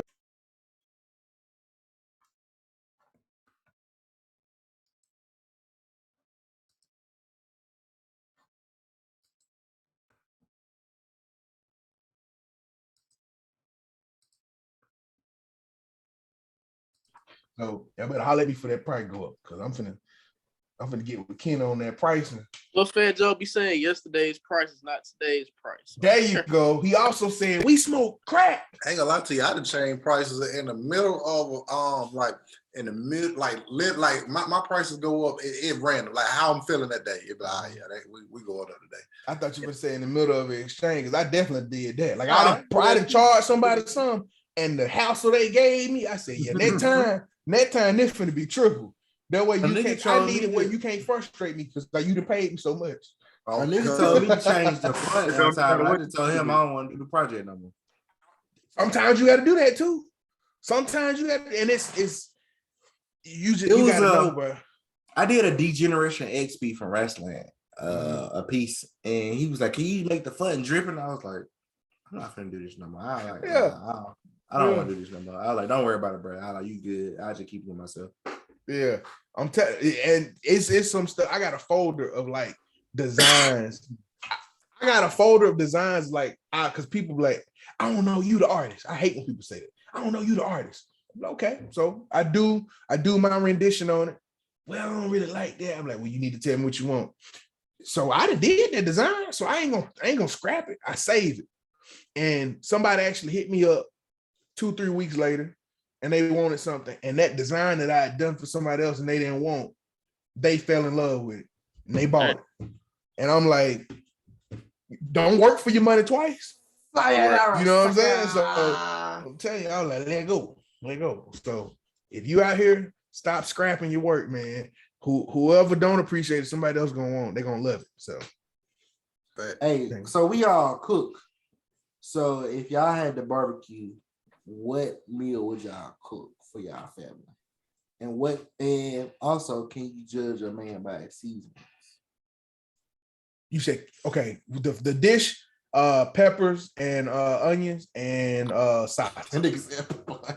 Peppers and onions. So what I do is I wrap them in foil, season them a little bit, and then I let them marinate in like Dale's or Worcestershire, whatever how you say that sauce. And you actually can put foil on it and let it sit in the back of the grill on heat, on the high heat. And by the time your meat and everything done, you can actually serve it with the peppers and onions, and it's busting. But it'll be like Kaneka sausage or anything like that, turkey sausage. That's Hey, that. so I'm gonna cook some beef tips and rice Sunday. You gonna barbecue the beef tips and then just serve them on the rice? Nah, I'm gonna cook. I'm about to say that'd be a different taste. It'd probably be good though. What did man laughing at? I don't want to smoke. You will barbecue some beef tips, man. Like what? Nah, you can brown them on the grill, but I don't want. Well, because we were talking about grilling, and you said you're mad. I was like, you gonna make the beef tips on the grill? I would try it though. So I know you don't eat beef like that, so I need you to taste these beef tips. I be sneaking sometimes. I know. So I need you to taste. You say I know, like I just do it a lot. I do sneak. Not a lot. I got a little chicken salmon, and they slid some bacon on there, and I wasn't finna take it off. So most times when we all cook together, and if it's beef or something, you be like, I'm gonna act like it ain't even there. Yeah, I do. You're right. Yeah, you're right. So I'm gonna cook some beef tips and rice Sunday. So I need you to taste these. Also, I'm gonna get tips on you on cooking rice because I'm trash in my rice cooker. I'm gonna tell you something, bro. I had to learn how to make rice, obviously, and then I learned I was good at making rice, and then I got a rice cooker for Whitney, and she never used it. I used it, and I used the rice cooker so much I forgot how to make rice. So I had to literally teach myself how to make rice again. So yeah, I got you. Hey, you ever look at your toes as a man and be like, damn, these motherfuckers ashy as hell? All the time. Yeah. All the time. But you know what? Ain't nobody seeing my toes that don't love the rest of me, so they can be a little ashy. I just looked at them, I'm like, yeah, they can be a little ashy. What did I do wrong? I'm telling you. But I'm gonna cook beef tips and rice Sunday. I probably cook some hibachi. I'm trying to think what we was trying to do tomorrow. Sunday. I'm trying to think. What y'all doing Sunday? I don't know. Even if y'all doing something, just come get a plate. Just come get a plate. Kenny done tasted my beef tips and mashed potatoes. Oh, you taste your beef tips, huh? Hey, when you always get me, I got you that time, didn't I? Hey, when Kenny throw his head back on some food, I already know it A1. You don't let him eat at home. He don't eat over there. Know what it is. He don't eat over there. She said you can get you some of that tea. Hey boy, hush up. Crazy, bro. Oh man. Hey, so we went and ate Taco Mama Tuesday, me and Willie and Amber and Jazz and Nas. Yeah. So Kenny asked me, was Taco Mama good? But it ain't really good. You don't like Taco Mama? It's just like margaritas is good, bro. Bro, it depends on what you get, bro. Because they bowl on point, bro. I got a bowl, bro. I got grilled chicken, I got corn, I got jalapenos, I got cheese, I got rice, I got everything, bro. I'm about to say, it sounds like all the stuff I'd have told you to get. It's just like the chicken is seasoned pretty good, but like everything else is not flavorful. What you get? What you get on your bowl? I do the veggie bowl, but I do grilled onions and peppers. I do Pickled jalapenos. No, I do the fresh jalapenos. I do the fresh one. The fresh one be too hot sometimes. Fresh one, yeah, boy. Rice, Hell yeah. corn, pico, sour cream. I think they got like a chipotle sauce or something like that. And hey, you know who got a good chipotle sauce? Chipotle? No, Chipotle. Now, Chipotle ain't got no chipotle sauce, but Chipotle do got brisket that I'm gonna try. Yeah, Whitney, that was Whitney begin. Baja Burger got some good chipotle sauce on their chicken sandwich. Man, I'm gonna tell you something. That chicken sandwich I got from Baja Burger was chef key. Get barbecue chipotle on that sandwich, bro. I'm gonna tell you something. That job, I'm gonna have to get 2 sandwiches then because I got to get what I had the first time. Bruh, I gotta get that sandwich. That was so good, bro. Amber picked something up on her way home, bro. I got a chicken sandwich and a burger. Which one was better? Both of them. Like radio, both. I want both. I want both. Hey, I ain't finna play with y'all, man. Y'all play. Hey, but y'all gotta try Chronic Taco though. Chronic Taco. Yeah, it's on 2A. It's in the cut. Like it's Chronic Taco. Sound like a place Joker from next Friday at work. My name is Joker. But seriously, it's really blow so many trees there. Also, quesadilla wise, I know y'all like the Taco Truck quesadilla, and then I know y'all like Baja California. I don't like Baja California. Taco Mama got good quesadillas. Cause they put lima beans in their rice. No, fuck this man helpful. Anybody who put lima beans in their Mexican rice, I do not fuck with them. That was an accident, bro. Nah, that was no accident. They continue to do that shit. They put lima beans in their on my life. You know he said they put lima beans. It was 1 lima bean in there, wasn't? Nah, it was like 2 lima beans in there. That man, it probably was a light skinned bean, bro. It probably wasn't even no lima bean. I knew it was a lima bean. So I taste it? Yes. Because I spent my money on it, I might as well taste it. Yeah, man, hell. I can't fuck with them. But I found another Mexican restaurant up here that's pretty good that I ain't put no lima beans in it. Yeah, we got to make our way up there. It's called jalapenos. That's a creative. But y'all should try. Urban Cookhouse quesadillas. You were telling me about them. Yeah, you were telling me about them. And they this big. Each one of them, they give you 3. Each one of them is this big. They come with guac, salsa, and sour cream. You lost me with that guac. No, you don't gotta eat the guac. You throw the guac away. Extra sour cream.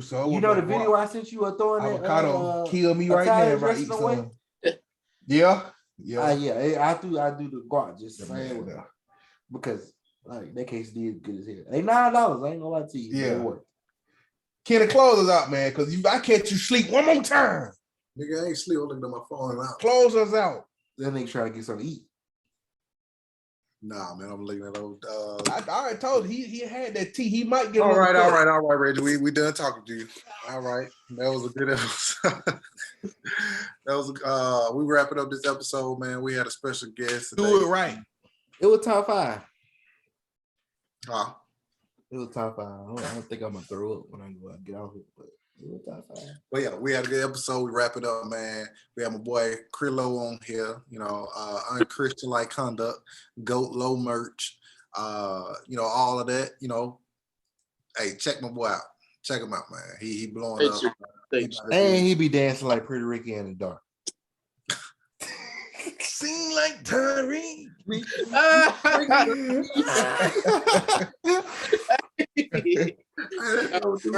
But plug your stuff though, Krillo. I know I said it, but I want you to plug your house. Oh, y'all plug y'all pages for y'all business. That's good. So the merch is on www.apparel _www apparel on Instagram. You can follow my personal one, Wardlow _ Twitter, creative kid 93, creative with a K, kid with 2 D's. You get the Go Low merch. You can get just about any type of merch that I done put out from the past year on that www apparel page. Subscribe to my podcast and Christian Like Conduct. Just streaming there. Well, let's see. That's just about it, man. Like I said before, I appreciate y'all for having your boy on. I'm proud of what y'all doing. Keep doing what y'all doing, y'all. Hey, we proud of you. Yes, sir. I appreciate it. But yeah, I appreciate y'all again, man. So no, ain't no thing. Can I plug your stuff, man? Anytime you want to come back, you're more than welcome, man. All right. So my business page is 24 Studios. That's the word 20 spelled out, the number 4, and then Studios. My personal page, and this is on IG, by the way. So my personal page is Kung Fu Kenny the artist. So Kung Fu Kenny the artist is my personal page, and you can find some fire drawings. I draw way better than Reggie. So if you really want to, I'm clipping it. I'm coming. I knew he was go out of left field with that. clipping Boy. this. That bad though. I said you don't want the artist dancing all in the video. Y'all need to do Come to them, bro. Do a versus. Do a versus. Yeah. Hey, y'all see Kenny I'ma dog tell you that something, got man. clothes on, and my kids done stripped my clothes of mine. So she ain't around this big dick. Hey, we threw a Wu-Tang for a second. Let's go back. They He said Wu-Tang. How they did on Dave Spell. Wu-Tang. Do it. Yeah, so I'm glad y'all were polite and listened to whatever Kenny was talking about. But you know, you can see me on notsostarvedartist.com. Don't forget the www. You can get me on Instagram, Not So Starved Artist. Follow me on Twitter, Artist Not So. You know, got easy social media. I know what Kenny told us. Kung Fu Kenny. I know that is. Kung Fu Kenny the artist, and that's over Not So Starved Artist. He ain't doing that over there. Come over. Hey, Rick, you went here to stop it last week. Get what happened, man? What he did? We were talking about bull daggers. Yeah, like you can say that about it.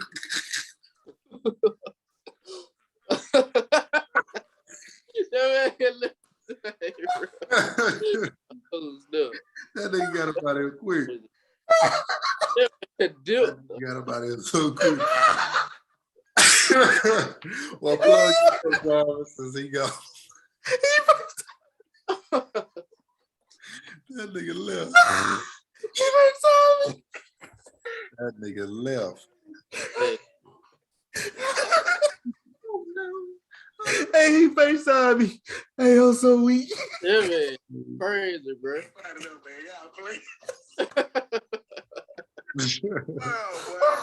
Oh, man. Oh, all right, man. You said, all right, okay. I'm weak, man. I'll catch y'all next week. All right, y'all. We'll catch y'all next week, man. All right. Thank you, brother Wardlow. Oh, man. Oh, shit.